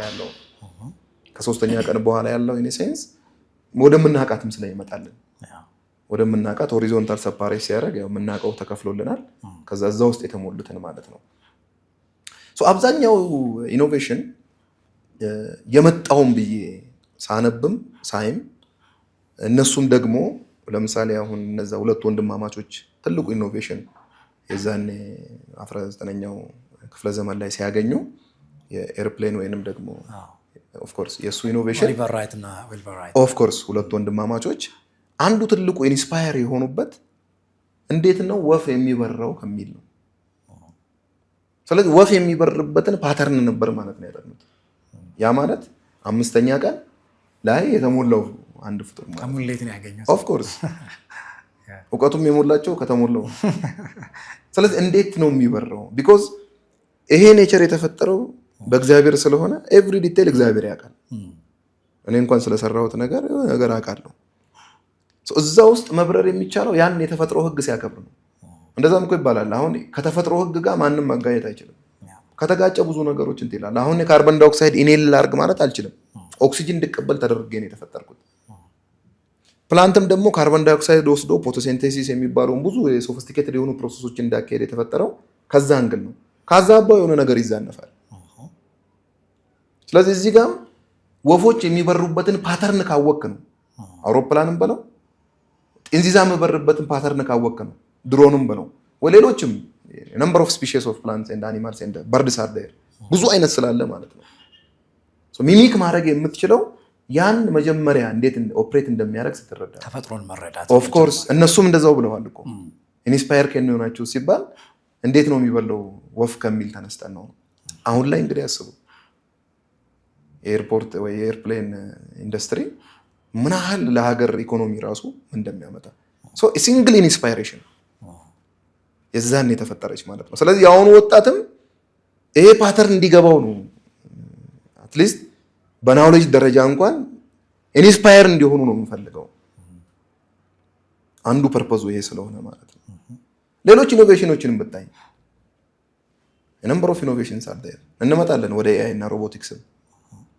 ስለዚህ ሌላ ኢኖቬሽንም የኔ ላብ ላይ ደግሞ ከመጣ ከሆነ ከባዮቴክኖሎጂ አንፃር ኤቭሪቲንግ ሚሚክ የተደረገው ከላይፍ ነው። ሪል ይሄ ኔቸር እንዴት ኦፕሬት እንደሚያደርግ የተረዱ ሰዎች ናቸው ሚሚክ አድርገው ማሽን የሰሩት። ሚሚክ አድርገው ኤቭሪቲንግ ኢቭን ነገሮች ራሱ ኦፕሬት የሚያደርጉት ኔቸርን ኪፕ ባደረገው ሁኔታ ነው። ላቦራቶሪ ውስጥ ኤቭሪ ዲቴል ስለሰራውበት በመጀመሪያ ዲግሪም በሁለተኛ በፒኤችዲም ሰርቼበት ያረጋገጥኩት ስለሆነ ማለት ነው። ግን ሁሉም ሊግባባበት የሚችለውን ስለሆነ ማውራት ያለብን ሁሉም ሊያውቅ በሚችለው ማውራት አለብን። ስፔሲፊክ ላይ ከመጣ ወደ ሳይንስ ዲቴል ነው እኔ ብቻ ወይ እኔ አምሳሎች እኔ አካባቢ ያሉ ነው ሊረዱ የሚችሉት። ስለዚህ ለአድማጮችም ኢዚ ለማድረግ ጀነራሎቹን ላውራ። አሁን ኤርፕሌን ኦፍ ኮርስ ያው እየበረረ ነው። አሁን ቦሌ ኤርፖርት ቢኬድ እየሄደ ነው። የተለያዩ ሀገር አለማት ያሉ እንትኖች እየሄዱ ነው። ግን ኢንስፓየር የሆነው የት ነው? ይሄ ሀሳብ ስለሆነ ገዢ ከየት ነው የተፈበረከው ካልክ ኦልሬዲ እነዛ ወንድሞች እንዴት ነው ይበረዋሉ? ሌሎች ኢኖቬሽኖችንም ተመልከት። ለምሳሌ አሁን ስለዚህ ብርሃኑን ያገኙት ከጨለማ አይደለም የምንነሳው ኦፍ ኮርስ ስለዚህ ብርሃኑን ያገኙት ከተፈጥሮ ነበር ልንል እንችላለን ማለት በዚህኛው ኮንቴክስት ከመጣንበት ግን መጽሐፍ ቅዱስ የሚለው የመጀመሪያው ቀን ብርሃን ደግሞ የራሱ የሆነ ሌላ ትርጉም ነው አሁን ሳይንስ ላይ ኦፍ ኮርስ ሳይንሱ ወደ ሳይንሱ እያነበብን ነው ኦፍ ኮርስ ከተፈጥሮ ነው ተፈጥሮን ደግሞ ማን ነው ፈጣሪ ያለ ተፈጥሮ ካለ ፈጣሪ ያለ ያንንም ኪፕ አድርጎ ነው ያለው እስካሁን በዚህ ሁሉ እኔ አሁን ከክርስቶስ ልደት በኋላ ራሱ ያለውን አስበው 2000 ምናምን ዓመት ምንም የተቀየረ የለም ይሄው ነው ሰው ይሄው ነው ፕላንቶችም ነበሩ አሉ ያው አሰማተር ኦፍ ፋክት የሆነ ነገሮች ሲፈጠር ኤክስቲንክትም ሊያደርግ የሚችል እንዳለ ሆኖ ማለት ነው ግን አሉ አለ ይሄው ነው ያለው እየቀጠለም ያለው እንደዚሁ እኛም ደግሞ አሁን በዚህ ትውልድ ነዋሪ ነን ኖረን መቼስ እዚህ ምድር ላይ እነማቱ ሳላ ናቸው አይደል ረጅም ዓመት ኖሮ የሚባለው 969 እድሜ ልክ አንኖርም እዚህ እኛም ስናልፍ ይቀጥላል ይሄው ነው ግን አንዱ ሪሰርች ከአንቲ ኤጂንግ ጋር የተያያዘ ነውና ስንት ዓመት ትኖራላችሁ ልትለን እንዳሰብክ ሌላ ቀን ምክንያቱም ሰው ምንድነው የማርጀት ስጋት አለበት አይደል ናቹራልና እንዴት ነው ወጣት ሆናችሁ 90 ዓመት የምትኖሩት የሚል ሐሳብ አለው ሌላ ቀን አይሻልም በማልካት እሺ ስለዚህ ወደ ሐሳባችን ስንመለስ ስለዚህ ከተፈጥሮ ድሮ ያደረጉት ወይ የወሰዱት እያልን ኦፍ ኮርስ አሁን ከተፈጥሮ ከኮረጁት መኮረጅና ከተፈጥሮ ኮረጀ የሆነ ነገር ያው እዛ ጋር በአፈር ነው ሞሮፍ እዚህኛው ላይ ደግሞ ስትመጣ ወይ በብረት ወይ በአልሙኒየም ወይ በሆነ እንትን ነው የሚሰራው ግን ሚሚክ የሚደረገው ከዛ ነው ቤዚክ ፓተርን የሚወሰደው ኦፍ ኮርስ ከዛ ነው የሚወሰደው አለበለዚያ አይደለም አለበለዚያ የተፈጥሮ ነገጣሰ ደግሞ አይሆንም ነገሩም ኦፕሬት አያደርግም ፋንክሽናል አይሆንም ስለዚህ በእያንዳንዱ ዘርፍ ላይ ብንመጣ የት እንጨርሰዋለን ለምሳሌ አሁን በሶስተኛ ቀን ላይ ምን ተወሰደ ካልከኝ ሶስተኛ ቀን አሁን ሙሌት የተጀመረው ከምንድን ነው ከፕላንት ነው አይደል ፕላንት ነው አይደል ፕላንቶች አሁን ሲያርጉ 3 ፓርት አላቸው ሩት አለው ወይንም ስር ስቲም አለው ከዛ ደግሞ ሊፍ አለው አሁን ወደ ውስጥ ገብቶ ይመስለኛል እኔ ከኔቸር አይቶ የሆነ ሰው ኢንስፓየር ሆኖ እንትን ያለው ፎቆች አሁን የሚገነቡ አዲስ አበባ ውስጥ ራሱ አሁን በመናወራበት ሰዓት ማአት ፎቆች እየተገነቡ ነው ማአት ፎቆችም ተገንብተዋል ወደ ስር ሞር የገባ ፎቅ ሞር ወደ ላይ ይወጣል ሄድና ደግሞ አሁን ፕላንት ጋር አንከር የሚያደርገው ከስር ሩቱ በረምብ የገባ በጣም ወደ ላይ ይወጣል ኦፍ ኮርስ ትናንሾቹን ደግሞ ዛፎች ደግሞ ካየ ወይ አትክልቶች ትንሽ ገባ ካለ ትንሽ ነው የምታስወጣው ኢት ወርክስ ፎር ለፎቅም ትንሽ ገባ ካልክ ረጅም ካቆምክ ይናዳል ኪፕ ስለማያደርግ ማለት ነው አልጎሪዝም አለው ማለት ነው እዛ ጋር ከኔቸር ይሄን ካለን አሁን ብዙ አይነት ደግሞ ፕላንት ስፒሺስ አለ እንደው እዚህ ላይ ዲስፕሌይ ብናደርግ አድማጮቻችንም እነሱም ጎግል ማድረግ ይችላሉ ምን አይነት የፕላንት ስፒሺስ ምድር ላይ አለ የሚለው ተቆጥሮ አያልቅም ገና እየተገኘ ነው ስለዚህ ያ ሁሉ ሞዴል አለን ማለት ነው ምን ለመስራት ፎቅም ብለው ዲዛይንም ለማድረግ ብለው ብዙ ነገር አንዷን ወስዳ አንዷን አጥንተን ኢት ወርክስ ከኔቸር ጋር እንትን ካለን ማለት ነው ስለዚህ ኢንስፓየርድ ሆነዋል ብዬ ማምነው ዞሮ ዞሮ ከኔቸር ነው ማለት ነው ስለዚህ አሁን ላለው ኢኖቬት ማድረግ ለከበደው የሆኑ ነገሮችን ማግኘት ለከበደ አንዱ ትልቁ ኢንስፓይሬሽን ከኔቸር ማግኘት እንችላለን ኦፍ ኮርስ ማየት ነው ኦክሲጅን ከመስጠታቸው ባሻገር ሌላ ደግሞ አይነት ዊዝደም ስላለባቸው ማለት ነው አራተኛው ቀን ላይም ከመጣ ሰማዩን በሶስት ነገር ነው የሞላው በፀሐይ በጨረቃና በከዋክብት ላይት ሲሰጡ አይተዋል ሲጨልምም አይተዋል ለምንድን ነው ይሄኛው እንዴት ነው ፋንክሽን የሚያደርገው ብሎ እንግዲህ ያው ከዛ ነው ኢንስፓይሬሽን ያገኙት አሁን ደግሞ ያው ላይት አለ የስቱዲዮ ሳይቀር ስታጠፋው ይጠፋል ስለዚህ ከዛ ሚሚክ ተደረገ ማለት ነው ላይት የመስጠት ሂደት ደግሞ ልክ እንደ ሰን ልክ እንደ ሙን ልክ እንደ ስታርስ ለምዶ ላይት ማናመጣው ይሄው ሃይድሮ ፓወር በለው ሶላር በለው ምን በለው ሶርሱ የተለያየ ቢሆንም ግን ላይት ጄነሬት ላይት መስጠት ተችሏል this is also amazing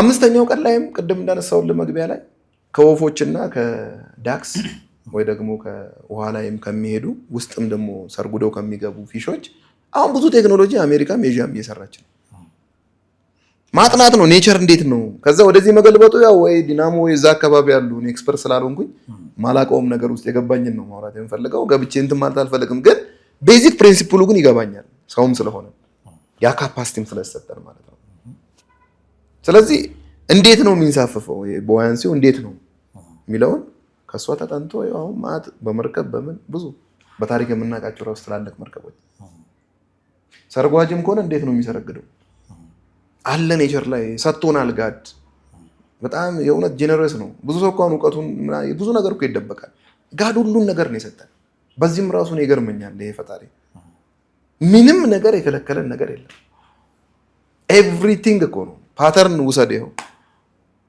እንትን ውሰድ እንትን እውነት አንዳንዴ እኮ አንዳንድ ሰው አሁን የሆነች ነገር አውቆ ራሱ ያወቃትን ነገር ይደብቃል እውነት እኮ ነው ይሄ ግን እንደዛ አይደለም ኤቭሪቲንግ ተሰጥቷል የኛ የማየት የኛ የመውሰድ የኛ የማስተዋል ነገር ካልሆነ በስተቀር ማለት ነው በምድር ላይ ነው የሚያሰመሱ ብለን ደግሞ ስንል ኦፍ ኮርስ ነበግን ከብት ምናምን ስንል ደግሞ ባለ 4 እግር እናነሳለን አዎ ባለ 4 የሚገርም አንተ አሁን ድሮ ማድረግ ጀመርክ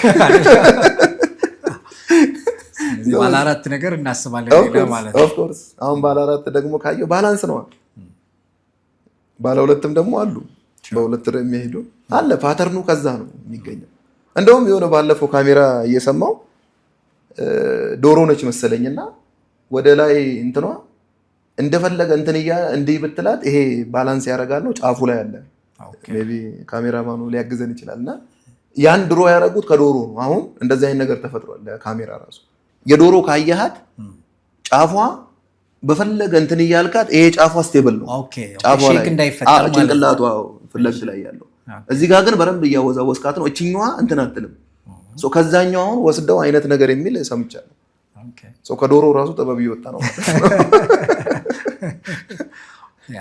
ስለዚህ ከተለያዩ ፍጥረታት ፓተርን ልንወስድ እንችላለን 100% 3 የሚል ነገር ተደጋጋሚ አለ ማለት ችግሩ 3 ነበር መፍትሄው 3 ሆነ ከዛ የተክል ምንላቸው ነገሮች 3 ሆኑ እነዚህ 3ቶች በህይወትም በተለያየ መንገድ ማለት ተደጋጋሚነት አላቸው እንደ ፓተርን ማለታቸው ነው እንጂ እቺስ ሁሉ ነገር ከቁጥሩ ጋር ማናያይዘ ስጋ ነፍስ መንፈስ ነው የሚለው በተለያየ ይወለዳል ያድጋል ይሞታል አይነት ፓተርኖች ምናምን ብለን እንል እንችላለን አደራችሁ ከቁጥር ጋር በጣም እንትን ብሎ ሚስጥራዊ ነገር ልናወራ አይደለም 3 እነዚህ ሆነዋል እያልን ብቻ ነው አደራችሁ 4 ቢሆን 4 ሊሆን ይችላል ራሱ ግን ይሄኛው ፓተርን በተለያዩ መንገድም በህይወታችን ውስጥ ለምሳሌ አንድ ነገር መፍትሄ እናመጣለታለን ብለን ስንል ጉዳዩን ከመረዳት አይደል which means ስለ ጉዳዩ በደንብ ከተረዳ ነው በኋላ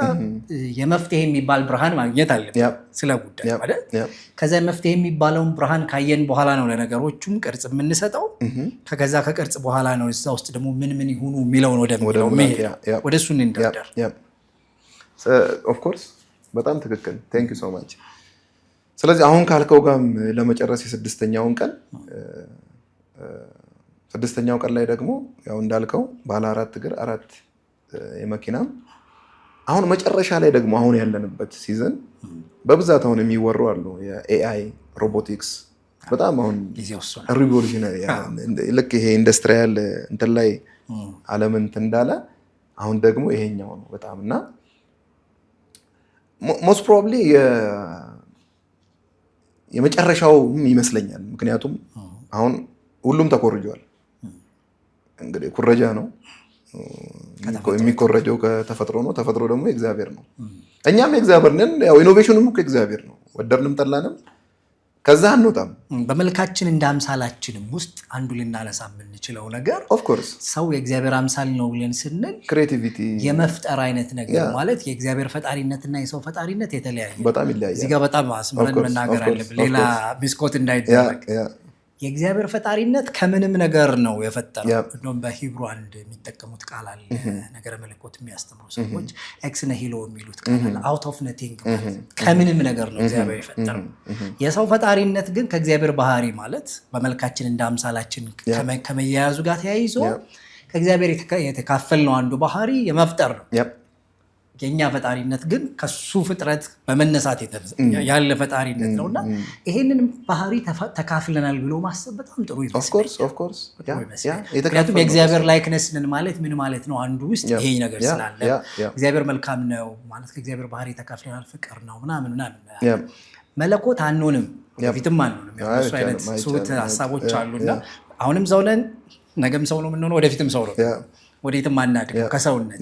እዚህ ሰውነት ውስጥ ግን ከእግዚአብሔር ባህሪ ተካፍለናል ብለን ስንል ፍቅር፣ መልካምነት፣ ቸርነት፣ በጎነት ምናምን እንድናሳይ የሚጠበቁ ፍሬዎች ማለት እነሱ ነገሮች ናቸው። ስለዚህ አንዱ እዚህ ውስጥ መፍጠር የሚለው ነገር ሂውመን ኔቸር ውስጥ ያለ ነገር ነው ብሎ ማሰብ ለችግሮቻችን መፍትሄ ለማምጣት ይረዳል። መንደርደሪያ ከሆነ ኦፍኮርስ ለዛም ነው እኮ ግን እንዳልከው ቅድም ከምንም አይደለም ኦልሬዲ አለ ያለውን ነው። ሪሶርስም እኮ ከምንም ማምጣት አንችልም። ኦልሬዲ አለ። የፈለገ ቢሆን አርቲፊሻልን ብንሰራው ናቹራል አለ ማለት ነው።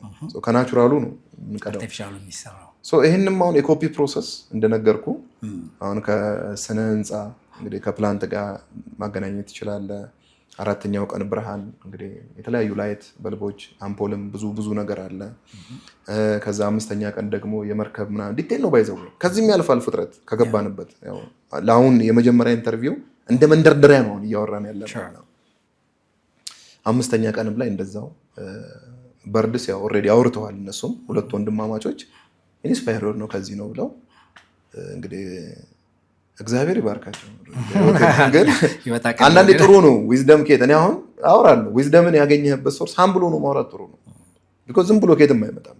ዊዝደም ኬት እንደመጣ ጥበብ ኬት እንዳገኘ የምትማርበት ኤክሴል የምታደርግበት የምትነግድበት የሆኑ አሉ ሶርሶች ስላሉ ማለት ነው። እና ኢዝ ጉድ እና እነሱም ያንን በታማኝነት ሼር አድርገዋል።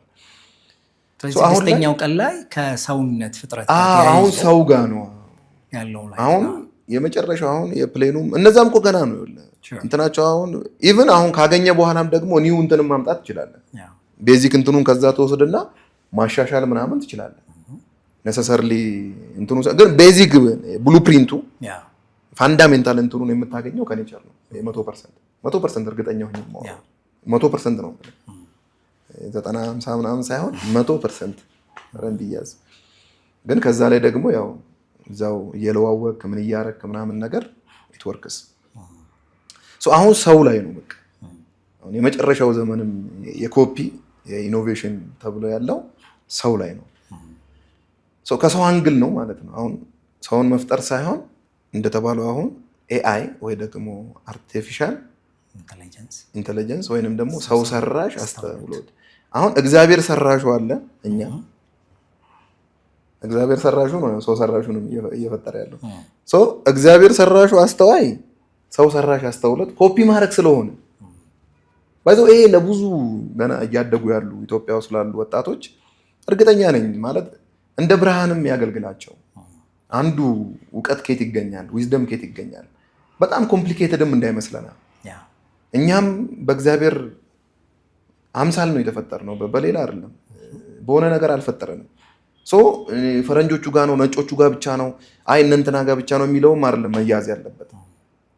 ኤቭሪ ሂውመን ቢንግ ይሄን አይነት ካፓሲቲ ዊዝ ፐርፐዝም ስለሆነ እዚህ ምድር ላይ ያለ ነው አቅም እንዳላቸው እንዲያውቁ የሀገሬ ልጆች እንዲያምኑ እፈልጋለሁ። ይሄ በገባኝ እውነት ላይ ተመርኩዤ ማለት ነው። they can ፕሮብሌም ሶልቪንግ አቢሊቲ እግዚአብሔር ሰጥቷቸዋል ለማንም። የምድርን ችግር በተለያየ አቅጣጫ ያለውን ሶልቭ ለማድረግ እግዚአብሔር እንደሰጠን እዚህ ላይ 100% እርግጠኛ ነኝ። ስለዚህ አሁን ኤኒዌይስ ግን መቶ ከሶስተኛው ቀን ግማሽ በኋላ የፕላንቱ አራተኛው ቀን የብርሃናቱ እሱም ገና አልተነካም፣ እየተሞከረ ነው። ግን ብዙ ፋይናንስ ላይ የሚፈልግ ወይ ምርምሩ ወይ ብዙም ኮንፊደንስ ያው እምነት ይፈልጋል አንዳንድ ነገሮችን ለማድረግ። የተወሰኑ ሀገራት ብቻ ነው የያዙት። በዛም ነው እየተጠና ያለው ዳይሬክትሊ። አምስተኛ ቀን ላይ ባልኩ፣ ስድስተኛ ቀን ላይ ደግሞ የጠዋቱ ቅድም አንተም ያልከው ዲፈረንት ላይፍ ስቶክ ኮፒ ተደርጓል። አንዱ እንደውም አንስተህልኛል በረም እንደተረዳኸኝም ገብቶኝ በጣም ደስ እያለኝ ነውና ቴንክ ዩ ሶ ማች። ስለዚህ ስድስተኛው ቀን ላይ ግን ግማሽ ላይ የሰራው ሰው አሁን ከሰው ጋር ነው ያለው ኢኖቬሽን። አሁን ሮቦቲክስ ብትል ሮቦት ማለት ያው ትክክለኛ ሰው አለ። አሁን አትሊስት እንዴት ሙቭ ያደርጋል፣ የቱ ጋር ሙቭ ያደርግ፣ የቱ ጋር ይኑረው፣ እንዴት አድርጎ የብሬን እንዴት አድርጎ የእግር ምናምን የሚለው ኔቸር ላይ ካለ ነው የምትወስደው። አለበለዚያ ይሰራል ለማንቀሳቀስ ውስጥ ያሉት አሁን ዲቴል እኮ ውስጥ ከገባን ኢቭን አት ዲ ነርቭ ሲስተም ምናምን ይሄ ቲሹ ሌቭል ላይ ምናምን ከገባን ኢስ ኮምፕሌክስ ማውራት ከጀመረ ግን ከዛ ነው የሚቀደው። ጄኔራሉን ስለሆነ ማውራት የሚያስፈልገው ብዙዎቹም እንዲረዱን ስለፈለግን ምን ያህል እንደምናውቀው ወይ ምን ያህል እንደገባን ወይ ምን ያህል እንዳወቅን ሳይሆን የገባችንን ቀለል ባለ ነገር ለማቅረብ ስለሆነ ፐርፐዙ ማለት ነው። እና ግን ውስጥ ከተገባን በጣም ዲቴል ነው። ቅድም ባልኩ ወይ ሳይንስ ራሱ ክላሲፋይ ባረጋቸው ሄሬሪካል ሌቭሎች ከገባን ኢዝ ዲቴል ነው በጣም። ስለዚህ ሰው ላይ ነው ሰው ሰራሽ አስተውሎት የሚለው ሌሎችም ነገሮች ያሉ ስለዚህ ተነካክቷል ማለት ነው። ትልቁ መልእክቴ ከኢኖቬሽን አንግል ራሱ አሁንም ወደ ኔቸር ከድሮን የተሻለ ነገር ማግኘት ይችላል። ድሮን አንዷ ነች። አሁን ኢንሴክት እንዴት ነው የምትበረው? አሁን የኢንሴክት ብቻ ይሄ የነፍሳት ማዕት ነው ያለው።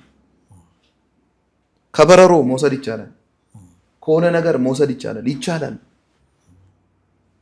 አሁን የሚመጣው የአንግ ትውልድም ለኢኖቬሽን እና ለቴክኖሎጂ ፋንዳሜንታል ፕሪንሲፕል ማግኘት የሚቻለው አንዱ ከኔቸር ነው ብዬ ስለማምን ኔቸርን በረንብ አድርገው ቢመረምሩ አሁን ቴክኖሎጂን በረንብ ብመረምር ሶፊስቲኬትድ አድርገው ስለሰሩት ቁንጮ እንትኑ ጋር አደርስም። ይሄ በጣም ፋንዳሜንታል ይኖራል። ኦፍ ኮርስ እንደነገርኩ እግዚአብሔር ጀነረስ ነው። ሰው ደግሞ ያው ፎር ዘ ሴክ ኦፍ ከብዙ ነገር አንፃር ያው ከሀገራትም ካላቸው እንትን የተነሳ አንዳንድ ነገሮች ዲስክሎዝ አያደርጉም። ግን እግዚአብሔር ግን ዲስክሎዝ አድርጎታል። ኮርጁ አሁን ሄደ ፕላንት እንዴት ነው የሚያርገው? ድንጋይ ላይ ለምንድን ነው የማያርገው? ዩካንሲ ማንም ይሄ የግድ ሪሰርቸርነት ሰው መሆን በቂ ነው። ሌት ሚ ሴይ ዚስ ዋን የግድ እንትን መሆን አያስፈልግም። ኤክስፐርት መሆን አያስፈልግም። አለ በየኤሪያ ዊዝደም ለመቅዳት አያስፈልግም። ሞር ደግሞ ስፔሻላይዝ ላርካል ደግሞ ኦፍ ኮርስ ያው ማድረግ ስላለበት ግን ሰው መሆን ግን በቂ ነው። ልክ ሰው ለመርዳት ሰው መሆን በቂ ነው እንደሚል ኔቸርን ለመረዳት ሰው መሆን በቂ ነው። ኔቸር ተፈጥሮን ቢኮዝ ብዙ መሰጋብርም ስላለ ስለዚህ አሁንም ያለው ነገር ይሄን ስለሚያስረዳ ዘፍጥረት ምዕራፍ 1 ከኢኖቬሽን እና ቴክኖሎጂ አንፃርም ይሄን ነገር ማድረግ እንችላለን። ግን አንድ በጣም ክሪቲካል ነገር ደግሞ ማውራት የምፈልገው ለሀገሬ ሕዝብም ለኢትዮጵያ አሁን ሰው በጣም ውድ ነገር ብሎ የሚያስበው ምን ነው? ዳይመንድ ነው አይደል? አሁን ባለው ማዕድናት ወይ ከእንትን ከሆነም ደግሞ የሆነ ነገር ግን እቺኛዋ ትቀመጥ በጣም ውዱ ነገር። እኔ እዚህ ይህን መጽሐፍ ኤክስፕሎይት ሲያደርግ ስቲል እያነበብኩ ነው። የበቃ እውቀት አይደለም እዚህ ላይ ያለኝ ማቃተን ያው ጓደኞቼን አንተም ጠይቀህ እንትን ባልከው መሰረት ነው እያቀረብኩ ያለሁት። ግን ብዙ ጊዜ እንትን ብዬበታለሁ። 4 ዓመት ነው ያየው። 4 ዓመት በላይ በጣም አሁን ደጋግሜ ማንበብ ደስ ይለኛል። hundreds and thousands times ደስ ይለኛል እዛ ውስጥ ዴልቭ አድርጌ በጣም እንትን ማለት እና ሁለት ግን ፋንዳሜንታል የሆኑ ነገሮች ነው እዚህ ላይ የሚያወራው የእግዚአብሔር ቃል። ውሃ በጣም ውድ ነው። ወደሚመጣው ዘመን ላይ እቺ ትቀመጥ ለንግግርም በጣም ውድ ሪሶርስ። አሁን ሰው እንዴት ውሃ ውድ ነው ይላል ሚል ከሆነ ውሃ በጣም ውድ ሪሶርስ ይሆናል። አሁንም እየሆነ ነው። ይሄ ኦልሬዲ ከውሃውም ስለሆነ በጣም እዚህ ውስጥ ሚስጥራት አሉ የውሃው። ሁለተኛ ነገር በጣም ውድ ነገር ሲገምት ምን ይመስላል? መሬት ማለት ምን? አፈር ማለት በጣም ውዱ ነገር ይሄ። ሁለቱ በጣም the most important ከስርም ሌላ ጉዳይ ስላለው ማለት ኦፍ ኮርስ ስለዚህ ሁለቱ ነገሮች አሁን ይሄ ሪዲፋይንም ያደርጋል የተወሰነ ግን ይታያል። አሁን ይሄ ዳይመንዱም የሙኑም ያልፍና ሁለቱ ነገሮች በጣም ስፔሻሊ በእኛ ትውልድ አሁን ብዙም አንረዳው እንችላለን። እዛ ላይ ግን በኢማጂኔሽን እና ቪዥዋላይዝ በማድረግ ገብተህ ካየኸው ሁለቱ በጣም ኢምፖርታንት ናቸው። የምናየውም ነገር በሙሉ ከሁለቱ ጋር በጣም ኮሪሌሽን አለው፣ ከአፈርና ከውሃው ጋር ማለት ነው። ስለዚህ እነዚህ ነገሮችን በጣም ኢምፖርታንት እንደሆኑ እዚህ ቃል ላይ ማግኘት እንችላለን። ከዚህም ባሻገር ደግሞ ሌሎች ህጎችንም ሌሎች ፖሊሲዎችንም ሌሎች ማዕት ነገሮችን ብዙ ነገር ጽፋለሁ እዚህ ላይ እየጻፍኩም እገኛለሁ በግሌ እና ዲቴይልድ የሆነ ዊዝደም ያለበት ነው ብዬ አምናለሁ። አንደኛ ፕሮብሌሙንም ያስቀምጣል። ሁለተኛ ነገር ደግሞ ፕሮብሌሙ ብቻ አይደለም ሶሉሽኑንም እንዴት ሶሉሽን እንደተሰጠ እግዚአብሔር እንዴት ሶሉሽን እንደሰጠ ያስቀምጣል ከምድር አንገል ኖት ኦንሊ ፎር ኢትዮጵያ ለኢትዮጵያ ብቻ አይደለም ለአፍሪካን ብቻ አይደለም እንዳጠቃላይ አይተዋል። አሁን ውጥት ብለህ ራሱ ስታስብ ደስ አይልም? የዓለም አቀፋዊ ሳይሆን በቃ እንዳለ አርዝ የምንላትን ከላይ ያለው ክፍተቱ ሰን ሙን ስታርስ ከስር ደግሞ ያለው አሁን የምናየው ግሎብ እዛ ውስጥ ደግሞ እኛ የቱ ጋር እንዳለን እንግዲህ you can imagine። ስለዚህ ዊዝደሙ የሚያልፍ ነው፣ ሪልም ደግሞ የሚሰራ ነው። ከሰው ጋራ ከዚህ ከሮቦት ጋራ በተገናኘ ከኤአይ ጋራ በተገናኘ እንግዲህ ወደፊት አንዱ ስጋት ተብሎ ይነሳል። ምክንያቱም ሰዎች እንግዲህ ከዛ በኋላ ምን ይመጣ ይሆን ብለንም እንላለን በተደጋጋሚ። ምክንያቱም አሁን ኤአይ የደረሰበት ደረጃ በጣም አንዳንዱ አስደንጋጭ፣ አንዳንዱ በጣም አሳሳቢ። እንደውም የቅርብ 2 ሳምንት ያልሞላው መረጃ ኤአይ ራሱ አፈንግጦ ሌላ ኤጀንቶች ከራሱ ውጭ ሌላ ኤጀንቶች እንትን ብሎ ከዛ የሆኑ ፕሮሰሶች ድረስ ሄዶ ነው መጨረሻ ላይ ተያዘው እና የራሳቸው ሶሻል ሚዲያ ሁሉ አላቸው ኤአይዎች ምናምን ሰው ማያስገባ ማለት ነው። ስለዚህ አሁን እነዚህ ነገሮች ወደፊት ኢቨን አንዳንድ ሮቦቶች ሶፊያን ጨምሮ እኛ ሀገር መታ ነበረ ሂውማኖይድ የምንላቸው ማለት ነው እና ሂውማኖይድ ሮቦቶች ሰዎችን ወደፊት ባሪያ የማድረግ እና የሰዎች ጠላት የመሆን ተንደንሲ ሁሉ እንዳላቸው በግልጽ እንትን ይላሉ እና ያው በእርግጥ ፕሮግራም የተደረጉት እንደዛ ስለሆነ መሆኑ ሳይዘነጋ ማለት ነው። እና ስለዚህ አሁን አንዱ ከቁጥጥር ውጭ ሊሆን ይችላል የሚለው ስጋት ነው። ዲያሪ ኦፍ ሲኦ የሚል አንድ በጣም ታዋቂ የዩቲዩብ ቻናል አለ እና በጣም ብዙ ሚሊዮኖች ብዙ ሰው ቢያየው ይመስለኛል። እና እዛ ላይ ከኤአይ ጋር በተገናኘ አንድ ኤክስፐርት አቅርቦ ነበረ ሰሞኑን እና ቪዲዮን እያየው ነበር እና በ2030 እና በ2031 በጣም ብዙ ነገሮች ይሆናሉ ከኤአይ ጋር በተገናኘ ብሎ ፕሬዲክት ያደርጋል ሰውየው። እና በጣም በርካታ ስራ አጦች ምናምን እንትን ይላሉ። እና እንግዲህ ኤለን መስክ ደግሞ ብዙ ጊዜ የሚለው ነገር አለ ወደፊት ኤአይ ሰዎችን ሊበልጥ ስለሚችል እዚህ ማይክሮቺፕ ንግጠምና ከዛም በኋላ የሰው እንትን እኩል እንሆን አትሊስት እንዘዛቸው ወይም ኮምፒት እናርግ አይነት ነገር ይላሉ። እሱ እንዴት ታይዋለህ ብለን ወደ መቋጫው እንሂድ። እሱን የማየው እኔ አንድ ምልከታ አለኝ። ያው ማለት መዘናጋት አያስፈልግም ቢኮዝ እንዳንዘናጋም ነው የዚህ ፕሮግራም ፐርፐዝ። እንዴት ነው ፋንዳሜንታል ፓተርኑ ምን ይመስላል፣ ከፓተርኑ ደግሞ አንዱን ሴክት ወስደን ኢኖቬሽን እና ቴክኖሎጂ ላይ ሞር እንዳገዘ እና ሪልም ይሄ ስለሆነ አይን ከፋች ነው ብለን ስላመንን ነው ያቀረብ ነው። ግን አንዳንድ ደግሞ በጣም ተለጥጠው የሚወሩ አሉ። ስቲል እኔም አነባለሁ አንዳንድ አርቲክሎች ተጽፈውም ራሱ አንዳንድ ኮንቨርሴሽኖችንም አያለው ዩቲዩብም ላይ የተለያየ ሶሻል ሚዲያ ፕላትፎርም ላይ። እንደኔ አሳሰብ ላይክ ይሆናል የሚል ግምት የለኝም። ለምን ካልከኝ አሁን እቺ ምድር ገቨርን የሚያረጋት ሱፐርናቹራል የሆነ ቅድም ያልነው ፈጠረ ነው አይደለ? ሄቨንስ እና አርዝ ሬጉሌት የሚያረጋት አለ። ይሄ በጣም ሊሰመርበት ይገባል። ኦፍኮርስ ፈቅዷል፣ ኦፍኮርስ ፈቅዷል። ሩል ኦቨር አድርጉ ብሏል ለሰው ልጅ። ለፕላንት ቢል እኔ ፕላንት እያደረገን ነው ቢኮዝ ስለሚችል ሉዓላዊም ስለሆነ ሁሉንም ነገር ደግሞ ማድረግ ስለሚችል እንደዛ ነው ያምናለሁ፣ ተቀብያለሁ። በዛ ውስጥም ነው እየኖርኩ ያለሁት። እግዚአብሔርንም ደግሞ ፈራህ እግዚአብሔር ያለው ህዝብ ነው የኢትዮጵያ ህዝብ። ካየ አብዛኛው እግዚአብሔር እንዳለ እንደተፈጠረ ሁሉም ያምናል። ቤተ እምነቶችም እሱን ያስተምራሉ። ስለዚህ አሁን በዛ ልክም ደግሞ ወስዶ እንትኖች ኮንትሮል ሊያደርጉ ነው። በዚህ ከሰው ያፈነግጣል። ኦፍኮርስ አንዳንድ እኮ ነገር ያፈነግጣል። ላብም ላይ ላብራቶሪ ላይ ራሱ አሉ ቢኮዝ ላይፍ ኢዝ ፉል ኦፍ ኤክሰፕሽን።